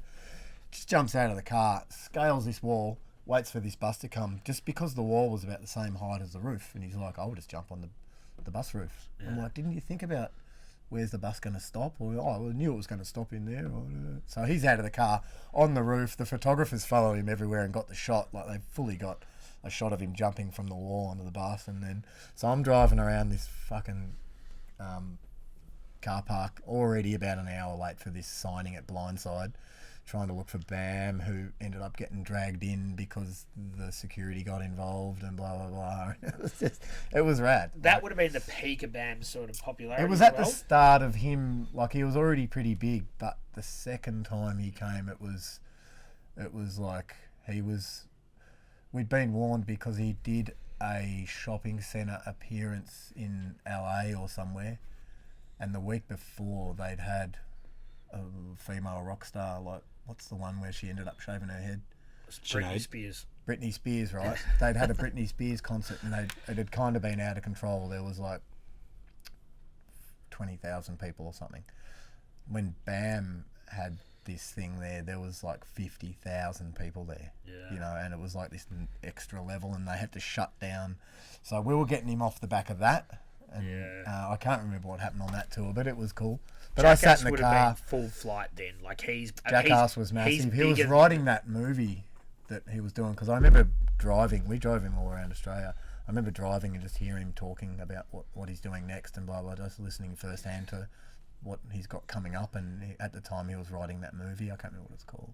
None of it really interests me. I don't remember his movie. But there you He go. had a movie. Yeah, I don't remember having Had that. his girlfriend at the time in it. It was, but yeah, there was, that was cool, like really cool. And then I had, Colt Cannon. There was all sorts of rock stars. Jeremy Ray in the car, and then, with the other brands, it ended up being like all the Creature team and stuff like that. So I was constantly driving. And Creature cool would have dudes been around. cool for you because they've sort of leaned more towards that bowl and sort of transition skating as well. So I had some spots for him. Yeah, that's finally. cool. Because when the street skating thing took over, it's one thing that always got me. I was driving around these teams, and that's when street skating became really generic for me, because we were just constantly ringing Midzi or someone and say, well, where did the flip team go? Like, these guys have seen this flip rail, like, we want to go to the same spots. Where my mentality was still in punk rock world going, nah, I want to take them to a fucking weird full pipe that I know of. Like, I'll get a photo there that no one else has got, or blah blah blah. But no, they wanted to go to all the same spots and just do their version of their tricks on the same rail and stuff like that. And I was kind of like, oh, it's a bit boring. Yeah. Go somewhere different, man. But we were constantly ringing Mapston and Midzi to find out where these spots were, because I didn't know where they were. I was a street skater. I had no interest in. But it must have been cool that you got to work within that sort of industry and do Oh, stuff it was that super sick. Yeah. It was super cool, and that nearly 20 years of work just went by so quick. And it wasn't until a few years ago where I've just tried to put it together with some different jobs, where I'm like, oh my god, it gets hard when you change jobs in your mid-40s. Yeah. To find So something. you're out of that industry altogether Yeah, now? yep.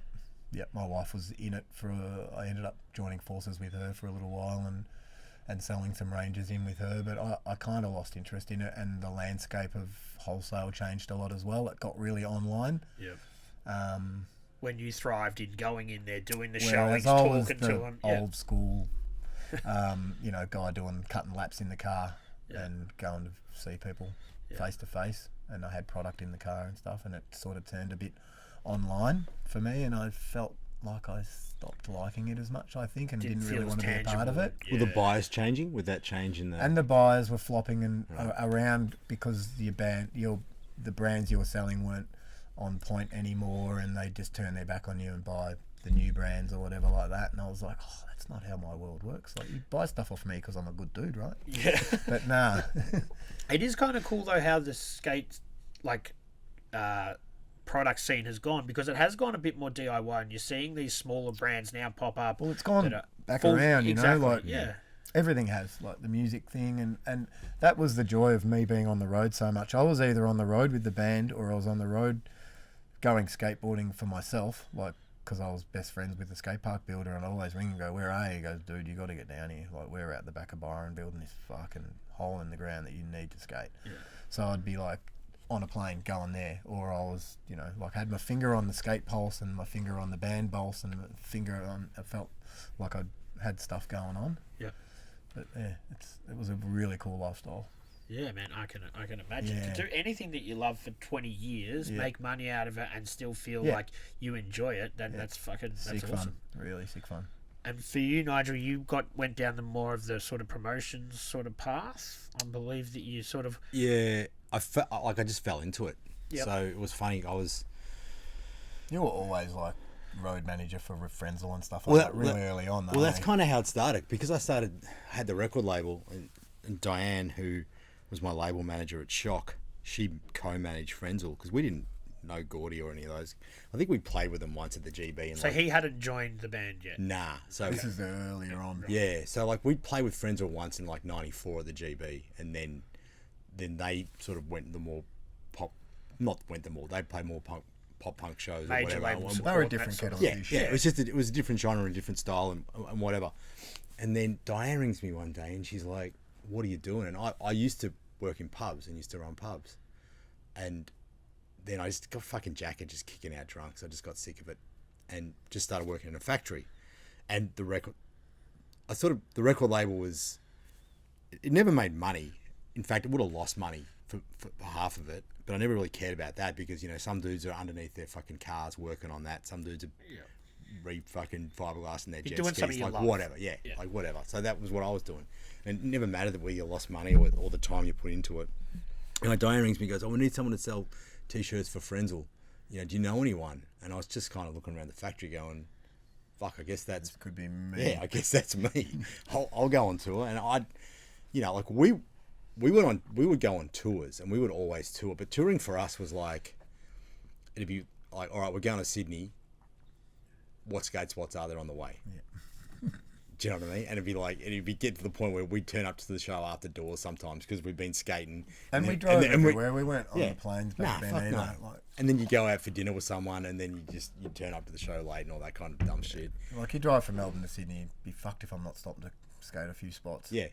Or at least do a wall It's only ride on 10 that hours. submarine. Yeah. You've got time to stop. I mean, Matt used to be. I don't think we've ever said this, but Matt's mind used to go at 1,000 miles an hour. But the prick also has this ability to sleep like that. So he would get in the van and sleep 4 hours, and he'd wake up and he'd go, "Where are we?" And we'd be like, "Oh, Central." You go, "There's a park up here." So you'd be late. You'd turn off, go to the park, get back, and you just go back to sleep. It's a good ability to have when you're on the road. You're like, how the Ability to keep- fuck? I can't do it now. I've lost the superpower. Oh, how the fuck does this guy do? He would wake up just before a park. I used to be able to just turn off, Had this- full meditate, and go Yeah. to sleep. Now I'd be fucked if I can do it now. So that's all I thought touring was. You know what I mean? And that first tour was crazy because Toe to Toe was supporting Frenzal, and we knew Toe to Toe, and they've been really good to us. And even I think you and Shane booked their first show in Melbourne, didn't you? I can't remember anything. Pretty sure you did. So I was going on tour with Frenzal, and I didn't know those guys, and by this time they're already into, I think, almost gold record status. They're already into like, it's the 90s. Triple J is the biggest fucking thing ever because the internet hadn't really hit yet. So Triple J was genuine youth radio. And Jay and the Doctor are on Triple J. This is before This that. is well before that. Yeah, this is But before they're getting that. the radio play. They're getting the radio play. They're on Recovery. Yeah, okay, They're doing, yeah. they play at the R. So they're now this band, and I don't know these guys from fucking. Were they nice to you though? And they were all super nice dudes. Yeah, that's good. And then I also had Toe to Toe on the tour as well, who I knew those guys backwards. So I felt real comfortable. But then I started learning what a proper tour is. That's probably a loose concept now. Multiple dates, Now- not just yeah. going to Sydney and coming back and skating. And there's no just we're going skating, like none of that. So I kind of did that, and then it was like, it's kind of like when I used to run pubs. It was like within one tour, it's like, oh, you're in charge now. Almost like there's the keys, you're in charge. Went from selling t-shirts to tour managing overnight. Yeah, I didn't know what I was doing.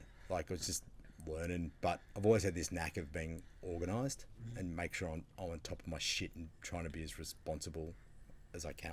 I've done a lot of dumb shit, don't get me wrong. So I did that for years, and then I got sick of it, and I kind of looked around, and then you look at all the guys that are over 50 that were still, mostly guys, some girls, that are over 50 on the road, and you're like, I don't know if I want to be doing this in 50. So They don't look that fit. What's that? None of them look that fit. Well, nah, depending on what level they're on, it's either hard times or the times are too good, and it's catering and nice hotels, and anyway, it goes one way or the other. So I quit that, and then I got offered a job to be a promoter, and I didn't even really know what a promoter did. Yeah. I didn't realise that virtually my whole life I'd promoted. Even when I was at the pub in Frankston, I'd booked Magic Dirt on the way up.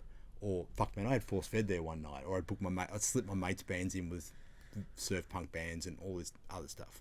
Like the shows at the Grand or something? Yeah, at the back of the ground. Like I didn't know that was a promoter, but I was doing it. Yeah. And then I had the record label, and Somerset might come over from New Zealand, and we'd do this, and I book local shows all the time for people. Yeah, all this kind of stuff. I didn't know.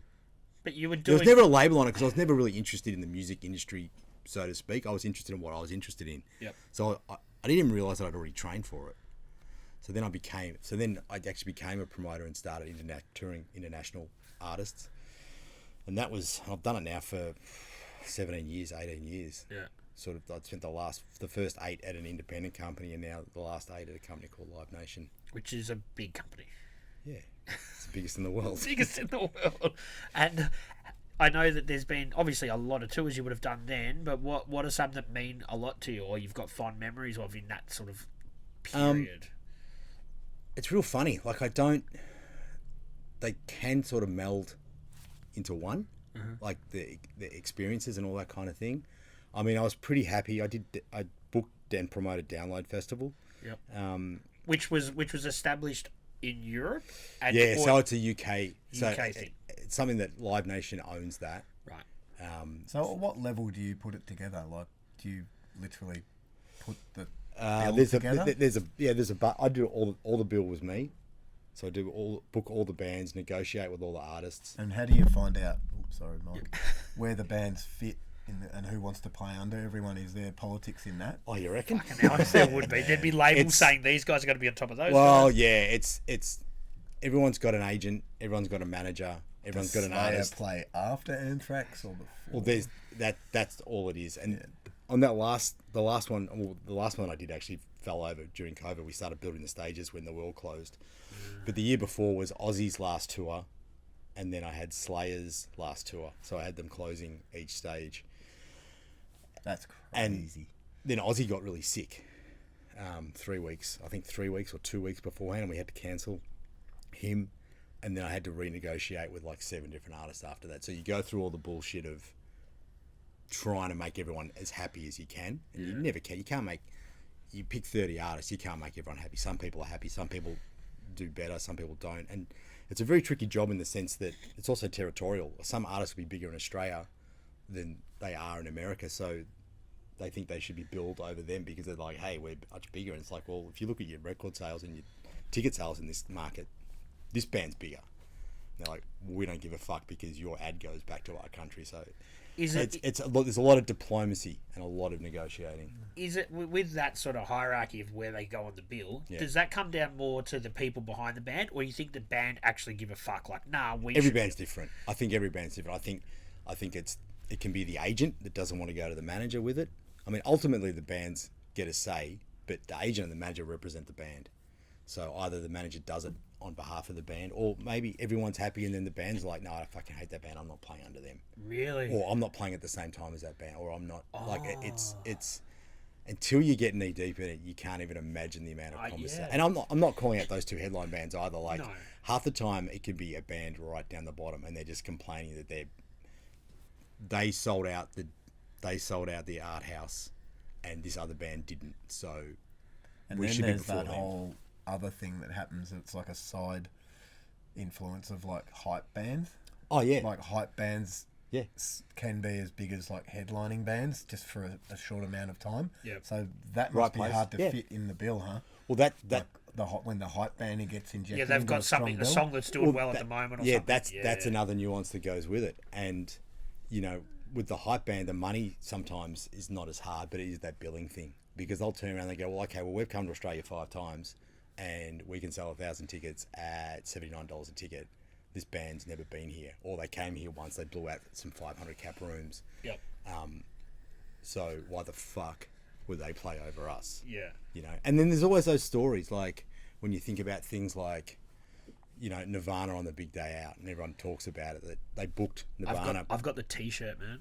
I found the T-shirt at an op shop with Nirvana right down the bottom there. Yeah, oh, that's cool.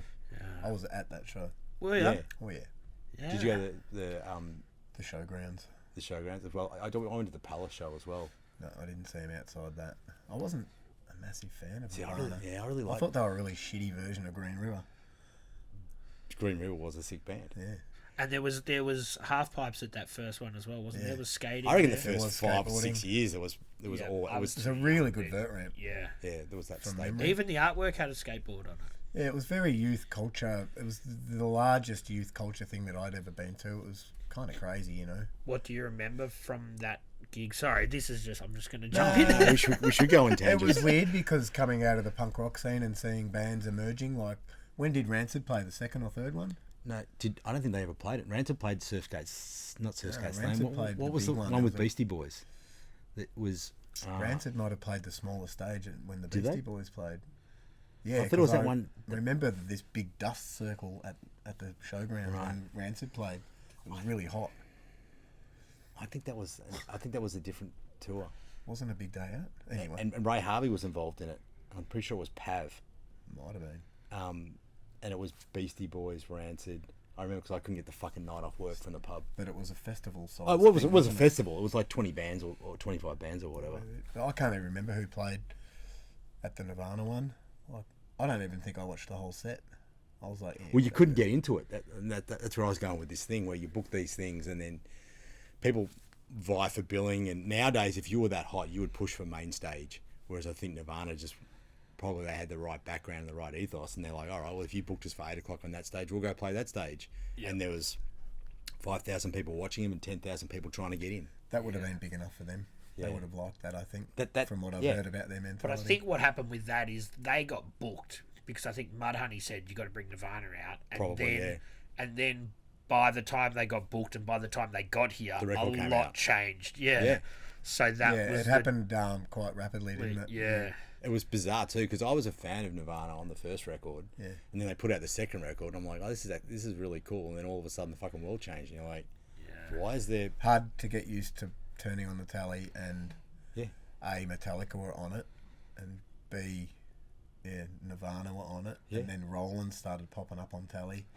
It just He'd be in movies, getting gnarlier and gnarlier, and like, wow, this.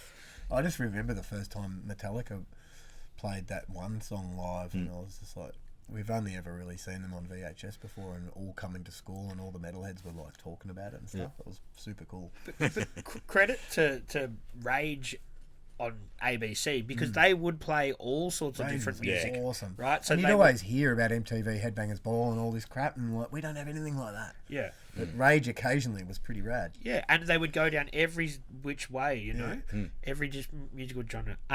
Back to the big tour promotions type stuff now.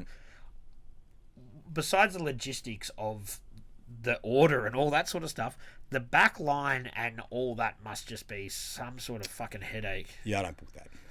Because even just to think about this band wants that stack and this band needs that, and I'm like, fuck. It's a lot of, crew. You get a lot of talented people.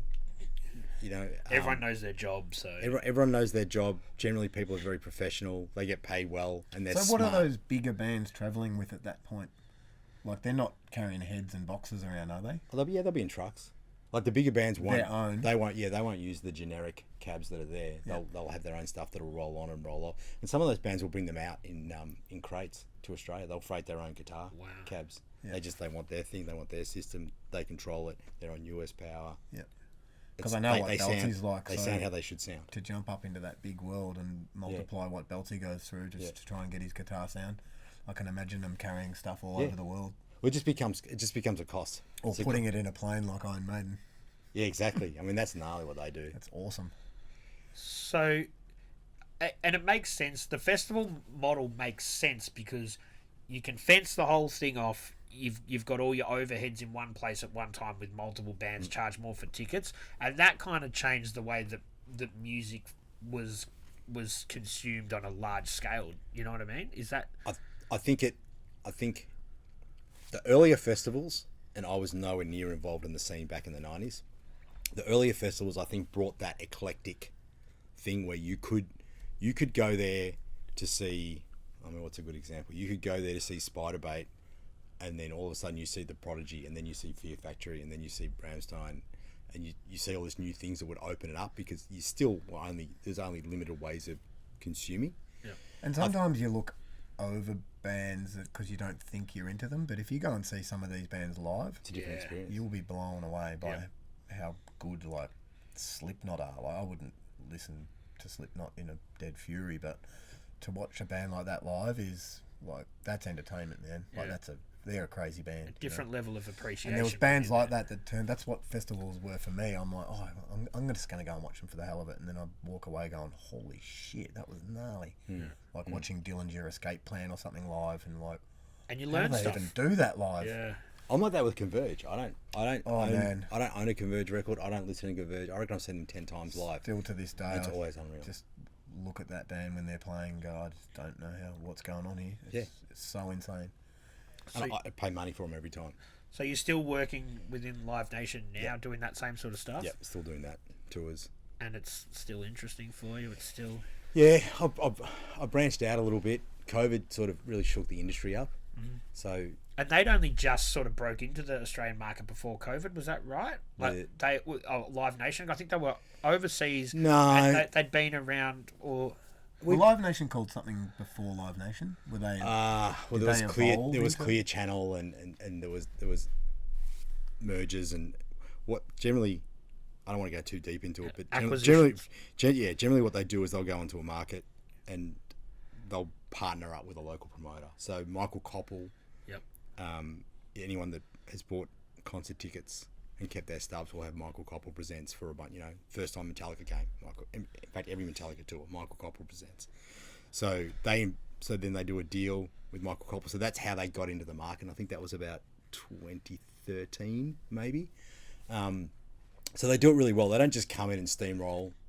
They come in, they partner with someone local, someone smart, and then the business builds. Builds from there. The business builds from there. It's a weird business and it's a hard business. But I like it. Like what a total polar opposite to the DIY small skate stuff. Like to go to the real big. You know what I mean? But you got to realise some of those big.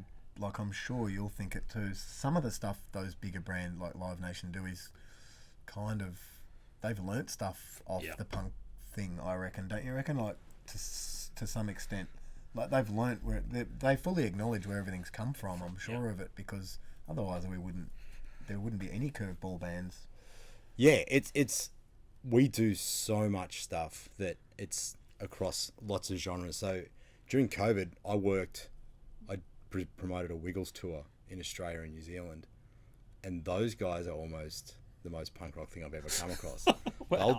They'll do 3 to 4 shows a day. Get in the car, drive like fucking Rollins bangs on about it. They get in the car, drive 4 or 5 hours, 2 to 3 shows, 3 shows, 4 shows. Get in the car, drive for 4 or 5 hours. Less rock starry than like Slayer would be. Yeah. So it's funny that you see how people conduct their business, and some bands are really precious and it's real rock starry and it's 10,000 crew and a lot more than they need and they're paying for it, so that's fine, it's their career. And then some big bands travel real light and they're real smart and they know that they do something a little rougher or they do something a little harder and they save the money. So we work with all bands on all levels, and basically all we're doing is really facilitating what they need. So if a band wants 30 trucks on the road because they've got that much gear, then they get 30 trucks on the road. If the band wants to save money and share hotel rooms, then they get to save money and share hotel rooms. So it kind of sounds like it's this big crazy company and corporate and all this, but a lot of the people that work there come from metal and punk and hardcore. That's what I mean. The punk thing seeps into it a little bit, whether you like it or not, because that's where half the management team have probably come from, huh? Well, even managers of all the big bands have all come from those sorts of backgrounds. Yeah. Like I think I promoted the last 3 Pennywise tours, and their agent came up as a hardcore dude, and he still books Circle Jerks to this day, and he used to. I think he got his start booking Circle Jerks. Yeah, awesome. So you end up dealing with a lot of people that are very like-minded and understand, even though you would think you wouldn't. Yep. You'd be surprised. I guess you look at all the people you talk to and how connected everyone is from the different scenes that you talk to and people everyone that know people. Knows there's 1 degree of separation pretty much with and whoever else I've had on in the past. And my job's like that. So I actually enjoy it, and I like doing different things and I like doing weird things. I don't, I'd be bored if I was trying to tour my record collection. I'd go broke because most of it would fucking fail, and it's boring. Like I want challenges. I want to try and sell something different. I don't know if Live Nation were behind this one, but this particular tour in particular, the Chili Peppers and Post Malone, I don't know if that was. So that, and people like saying, oh, that's such a weird team up, but I'm like, no, but it makes sense because maybe Chili Peppers can't do Marvel Stadium by themselves. Maybe Post Malone can't do Marvel Stadium. You put them together, you've halved the overheads. Is that the mindset behind something like that? I don't remember exactly how that deal got done, but I think Chili Peppers, the tour before, from memory, we did 3 Rod Labors. So you're close. In Melbourne, and they sold out like that. Yeah. Might be a good way to get younger crew in as well, because that Post Malone crowd's super young, isn't it? Well, that's the thing. So they knew they had to step up into a bigger They're size. playing to a fresher audience if Post Malone are playing, because there'll be It's interesting because I know people that went for Post Malone. I know Yeah. people that went for Chili Peppers, and you're like, oh, and then they're like, oh, I like this other stuff, you know. People went for Chili Peppers and walked out Post Malone fans. And when I say people that did that, I'm talking about like my butcher. Yeah. Like Butcher. I'm, like older crew that are just mad Chili Peppers fans. Yeah. And they saw something different.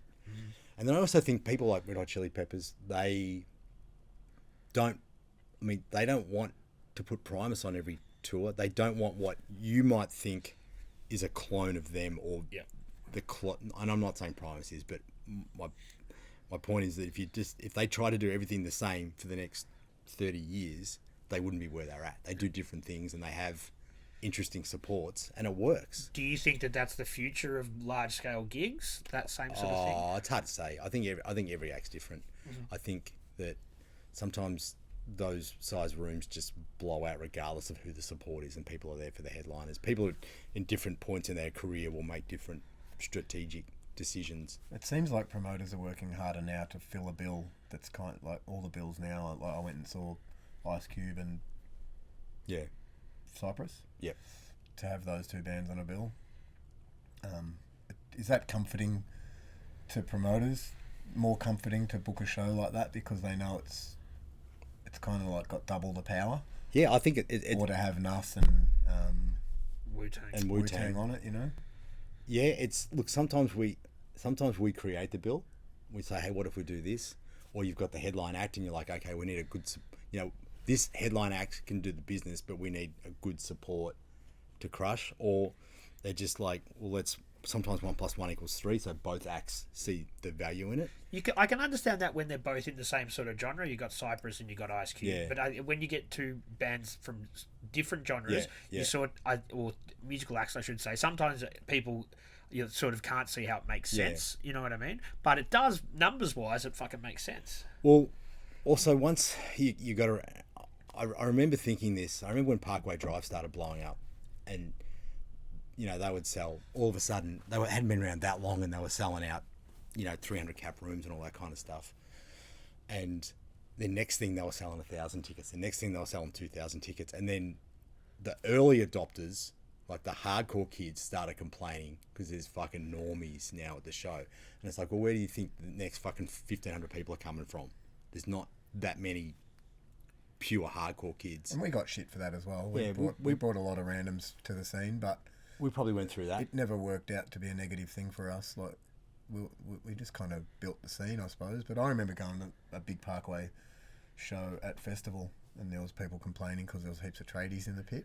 Yeah. I was kind of like, I think it's hilarious. Yeah, but is that because how do you sell 3,500 tickets? Yeah, and is that but that's anything that gets bigger has to get bigger. Like that's the evolution. That's my point. And then if you take that to the next step, where you look at someone like Chili Peppers, you've got they can sell so many tickets that by default that crowd's going to be eclectic. It's not like they've been around for 30-something years, so they're going to have fans of all ages. They've got massive fucking records. They've got lots of hits. There's a reason why people are paying, $150, $200 to go stand in a stadium. But you sell that many tickets, people look around and they look wide about what else. Like, oh, I don't know who this Post Malone dude is, and they get a show and they enjoy it and they buy into it. And that comes, sometimes you have more, sometimes you have a greater ability to take risks and do those kinds of things on those sorts of shows. I think it's great when there's packages. Yeah. You don't always get the luxury. You can't always afford it. But a lot of the time, the way that, Nas and Wu-Tang was one of ours, I had nothing to do with it. That's a global thing. That's not just here. That was a global, and those two, they're so fucking smart the way they did that. I think you and I spoke about it afterwards. The way that it wasn't one set and then another set. It was I was at that one. It was 5 sets. Sick, huh? It was great, man. And it was such a good concept the way they could just seamlessly. I was thoroughly entertained, and that's kind of why, at the end of the day, that's kind of why you're there, Yeah. I just had a really good night out. Did you see the line for the merch? I did. Fucking hell, man. It's nuts. It's nuts. That was awesome, man. I honestly think that's probably the way that I don't know anything. I'm not in the fucking scene, but that sort of clustering up a few artists on a bill, I think probably makes sense. And I was curious to get your take on that. I think crowds are more open too. Like I remember when I think it was a Jay-Z on Glastonbury, and everyone complained that there was going to be, you know, a hip hop artist, or you could call it urban, as some of the media did, were complaining about, you know, we can't have someone like this headlining Glastonbury, and now it just seems like a bizarre concept. But at the time, someone just needs to do it. You know? I went to Marvel, I think it wasn't called Marvel then, to see Jay-Z, but it was actually a U2 gig. Well, there's another one. So I watched Jay-Z and I left before U2 started. But that was one of the first of those ones that kind of like, oh, this doesn't this is weird. Weird, but I bought a ticket just to see Jay-Z, so it worked. There you go. I mean, that's also our prejudices too, that we think it's weird. To someone that just consumes lots of music, it's a great pairing. Yeah, I think the numbers don't lie in that respect. They know who can sell what, but that's your business, man. Let's get back to Mindsnare because we've talked about that stuff for too much. Enough of that. You guys have enough corporate-ish sort of stuff. You'll feel like you're at work, man. We'll go back to you. So let's go back to the Bendigo hotel shows. You did 2 back-to-back, and you also had the art collective, 30 artists.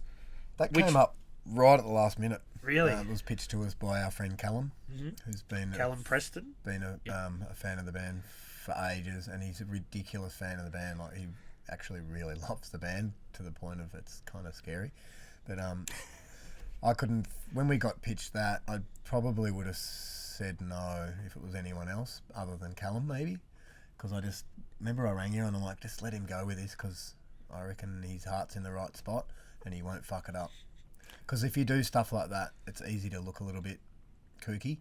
But he obviously has he knows the people and who to talk to. Oh man, it was done so well, and I've never been in a room like I went for 2 nights. I think I went both the nights except for Sunday, and just the feeling in the room was like kind of rad. You know, it was a pure feeling. It wasn't far removed from why we started the band or who I think our fans are. It was like almost 30 years of people that have seen our band, whether they, you know, Doug from Ford Defence, Doug from his bands, Ford Defence. There was just so many people that had been in bands that we'd played with and fans of the band that had come and watch us over the years, all in one spot. It was crazy. Yeah. It was like a high school reunion almost, and we were surrounded by crazy imagery that most of us have forgotten. Yeah.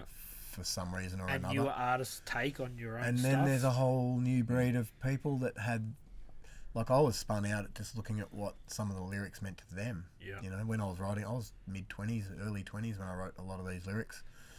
And some of them have faded as to what they mean to me, but it made me rethink about a whole lot of the lyrics, and some of them, like, they started off as really personal, but now they seem to have exposed themselves as actually meaning something, and they're kind of really cool. Yeah.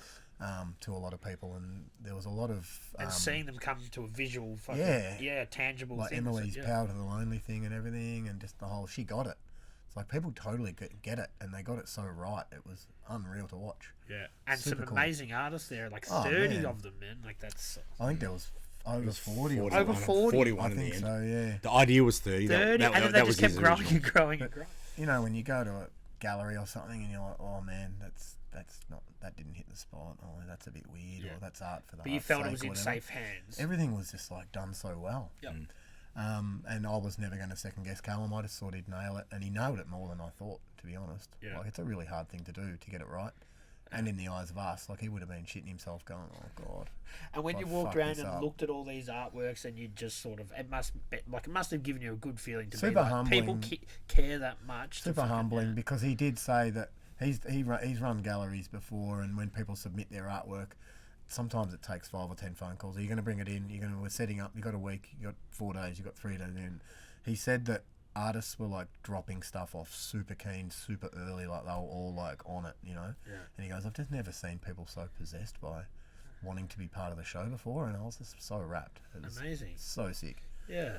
And then you've coupled that up with 2 gigs there, sold out gigs. Yeah. And luckily luckily they turned out good. Yeah, and that must have been a bit of a again, like a homecoming, or what did you say before? It was a high school reunion. Like, you've seen people you probably haven't seen for 20 years, or you haven't, or people that. Oh, it was crazy. Well, there must have been people there that had come to your early gigs that you haven't seen for quite a long time. Yeah, and you got to look at them and go, "Holy shit, are you that dude?" Like, there was that.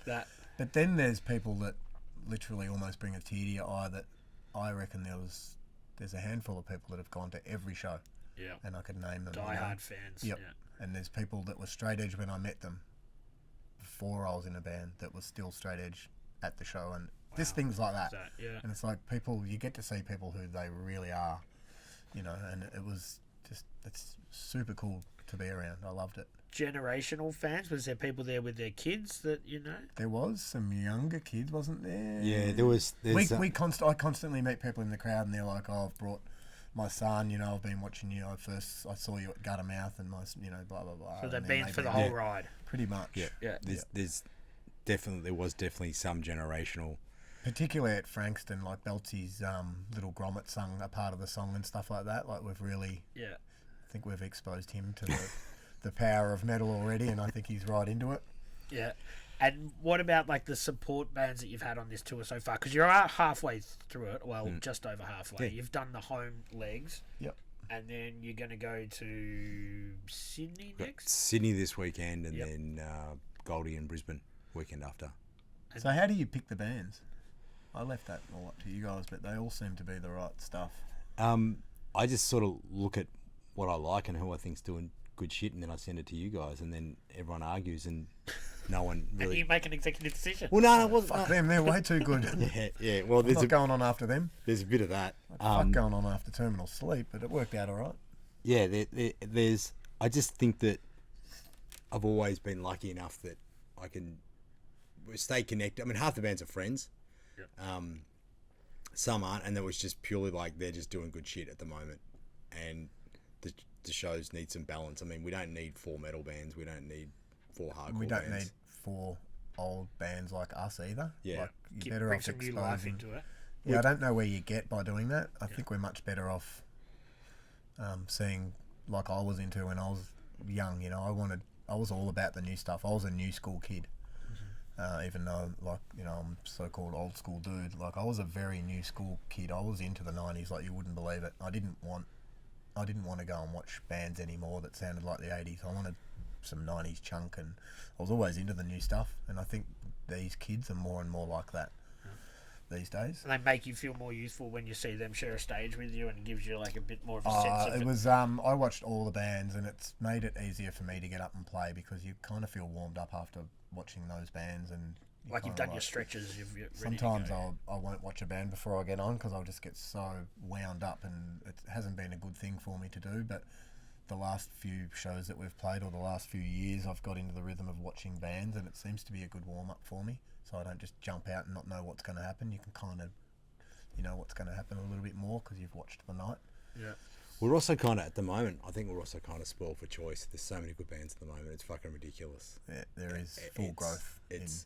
Like, you know, we've seen it go up and down multiple times. And, you know, what Matt said, what we've always tried to do was not rest on our laurels and always play with younger bands that they're coming up, because that's... Like, hardcore has gone up and down otherwise. over the year, and we only really had 4 states to play with, and they all died off at some stage in the last 30 years. They've all gone to literally nothing. Like, you just don't go there anymore. So I was going to bring that up. So that was it a logistical thing, or you just think that there's just not much of a scene there anymore? When you play as much as we were in Australia, we got to know the landscape really well. And you could feel when it was winding up, or certain people had left the scene, like the full move makers in the scene that make shit happen, putting shows on. They own record distros, all the photographers, and as soon as they move away and there's no one doing the heavy lifting, the scene can disappear, and it has. I've seen it happen in Melbourne and Sydney, or, you know, Sydney went from being super old school and super like into, what would you call it, like real proper hardcore, and then it went into emo like for a little bit as well. You just see everything goes through a stage, and it loses its vibe for a little bit. And Adelaide did it, Melbourne did it for a little bit, Sydney definitely did it. WA kind of fizzled for a bit, didn't it? Even though there's always stuff going on there, I didn't feel like there was room for us to keep going there. Yeah, and it is a long way geographically. Yeah, you want to make sure the show's kind of going to be rad if you're going to go to WA, because it's a long way to go. And then as you get older, you know, I'm the only one in the band that doesn't have kids. So as you get older, like going to Perth means, you know, at least usually 2 nights away. Yeah. And it's like, well, Expensive. there's the money, there's kids, people at home, it's extra pressure on. The reasons to go need to sort of increase, if that makes sense. And then as you get older, making records slow down. You can't just go to Perth every year and just say, hey, we're going to keep selling out shows and you need to keep coming out because we've come. Like, that doesn't work. They're going to slow down. And then once you start doing that, if someone's got kids at home and they're not supporting either their partner or their kids and they just keep running off to do, which is sick when you're 25, go and do it. Yep. Go and do all those things. Or, you know, if you're 35 with no responsibilities, but everyone had responsibilities. So have it any... was a perfect storm of us slowing down sort of that way. And have fans from those other cities reached out and been like, why aren't you coming here? Occasionally they do, huh? Yeah, sometimes we do, and there was a couple of places we wanted to go to, and even we were supposed to go to we haven't been to Hobart since. That's what I was going to say. So Tassie, yeah. Well, last time you were on someone's shoulders in Tassie. It's been about 20 years since we've been down to Tassie. So like we were going, and we were about to announce Tasmania, and then 5 days before we announced, Strung Out announced they were going there and playing the same night. And it's like, well, Hobart's not a big place. There's already an American Fat Records punk rock style band going. Yeah. Don't know whether the hardcore Mindsnare fans, there's enough to warrant it. Like we just thought we'd spend those tokens going there when there's a little bit more dance floor to. Yeah. And what about regional? But we'll try and go there next year. Yeah. We'll try and make that up because we do want to go back down there. And the thing is, we actually still like touring.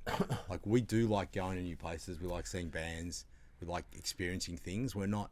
But we do like to go places where we know it's a bit of a done deal. Like, we wouldn't just go on a random regional tour and go to play Wodonga or something like that. We've always made sure if we're going to go and play, I want to play to like-minded people. I don't want to like go through the build the band up thing again. I think we've done that. I'd rather just go to a city where there's hardcore kids or metal kids. Yeah, and that's a job for other bands to do. And that's the job for them to build up their scene and their career and their, you know, their following. That's what younger bands should be doing. Yep. And taking advantage of it. Totally. So you will potentially tour again next year, you're sort of alluding to. There's definitely a want from all of us to go to a few different places that we didn't manage to get. And we also only have so much time because all of us have all these... I mean, fuck, Matt drove around Australia for a year, and in the middle of that... Yeah, I did a lap last year, so we only played that once, You still broke your trip. Drove to Cairns Airport, flew into Sydney, flew back. Yeah. Like, there's only so much time, so we can't... And we sort of weekend warrior shit, like... We'll go away Friday, we'll go away Saturday, that's We've got to do South Australia, WA and Tassie. Yeah, we want to do it. Yeah, awesome. What else is in store, like, besides the touring? Is there anything else you want to talk about? Any sort of teasers, anything else? Nothing's been discussed, in all honesty. We're not really like that. We'll just get this out of the way. Yeah. And there's plenty of creativity and songwriting going on. There's still some work to do, so next year will just kind of be similar, I reckon. But hopefully some recording coming up in there. I mean, the one thing that we don't want to do is just... me personally, I would have left the band if we stopped making records. We don't make records that often, but I don't want to be in a band that just plays off a record from 1997. And nothing wrong with people that do that. I'll pay money to go and watch people do that, so it's not... But it's just me personally. I want, and it doesn't need to be a whole new set of songs. It's like, here's one song off the new record, and here's the song you actually want to fucking hear. Yep. Or you like the new record, that's great. Here's one or two songs. But I think it's important to still be active, if that makes sense. Yeah, for sure. These guys, more than I am particularly, are really into writing new songs. I kind of don't care too much. But and because you're in a band, it's like being in a family. You kind of got to keep them happy, and we can't. Well, for want of a better word, but Beltsy's got itchy fingers. He wants to write a song. You kind of got to let him write these songs. He's probably got them buzzing around his head. And since you've done this tour that you're halfway through, I'm sure the creative juices start flowing. The chemistry's there. Yeah. Seeing the artwork, and how well received the tour has been, I'm sure it makes you think. Let's. I think now we know more than ever who and what we are and what we look like. Whereas before, even before this year, I reckon it was a little bit grey, like what we are. But after seeing this year and how it's gone with this whole thing and how the shows have gone and how the art show went and seeing the logo way too many times and seeing way too many pictures of me on a wall or whatever, I think we know who and what we are, and I think it's probably a good time to just build on it. Yeah. And it seems natural and organic, and there's definitely nothing forced going on. I think that's when it'd probably end, you know. And I think a lot of bands that have been around for 30 years probably do force it, but it's cool that you guys can do it, you know, naturally. Well, it's not. I don't think. Pretty much everyone in the band has to want to do whatever we do. So if it gets to a point where if Matt's like, yeah, I'm not feeling it, then we just don't do it. Or if I'm not, I'm like, I think we shouldn't be doing this for this reason, then we won't do it. Yeah. So everything we do is because we want to do it. So when we play shows, we want to play the shows. When we rehearse for the shows, we're all genuinely happy to hang out and catch up and spend time with each other. It's not like a chore. It's not, oh, we've sold tickets, we've got to fucking do this now. Like we're just doing what we want to do. And if that changes for any of us, then maybe we do disappear. But at the moment, it sort of feels good, right? Well, that feels like a good time for me to wrap it up. I think that was, you summed it up pretty well there, man. Thank you. Thanks for having us. Nigel, Matt from Mindsnare, thanks for coming. Thanks for joining us. I appreciate it, guys. Thank you so much. Cheers. 3,000.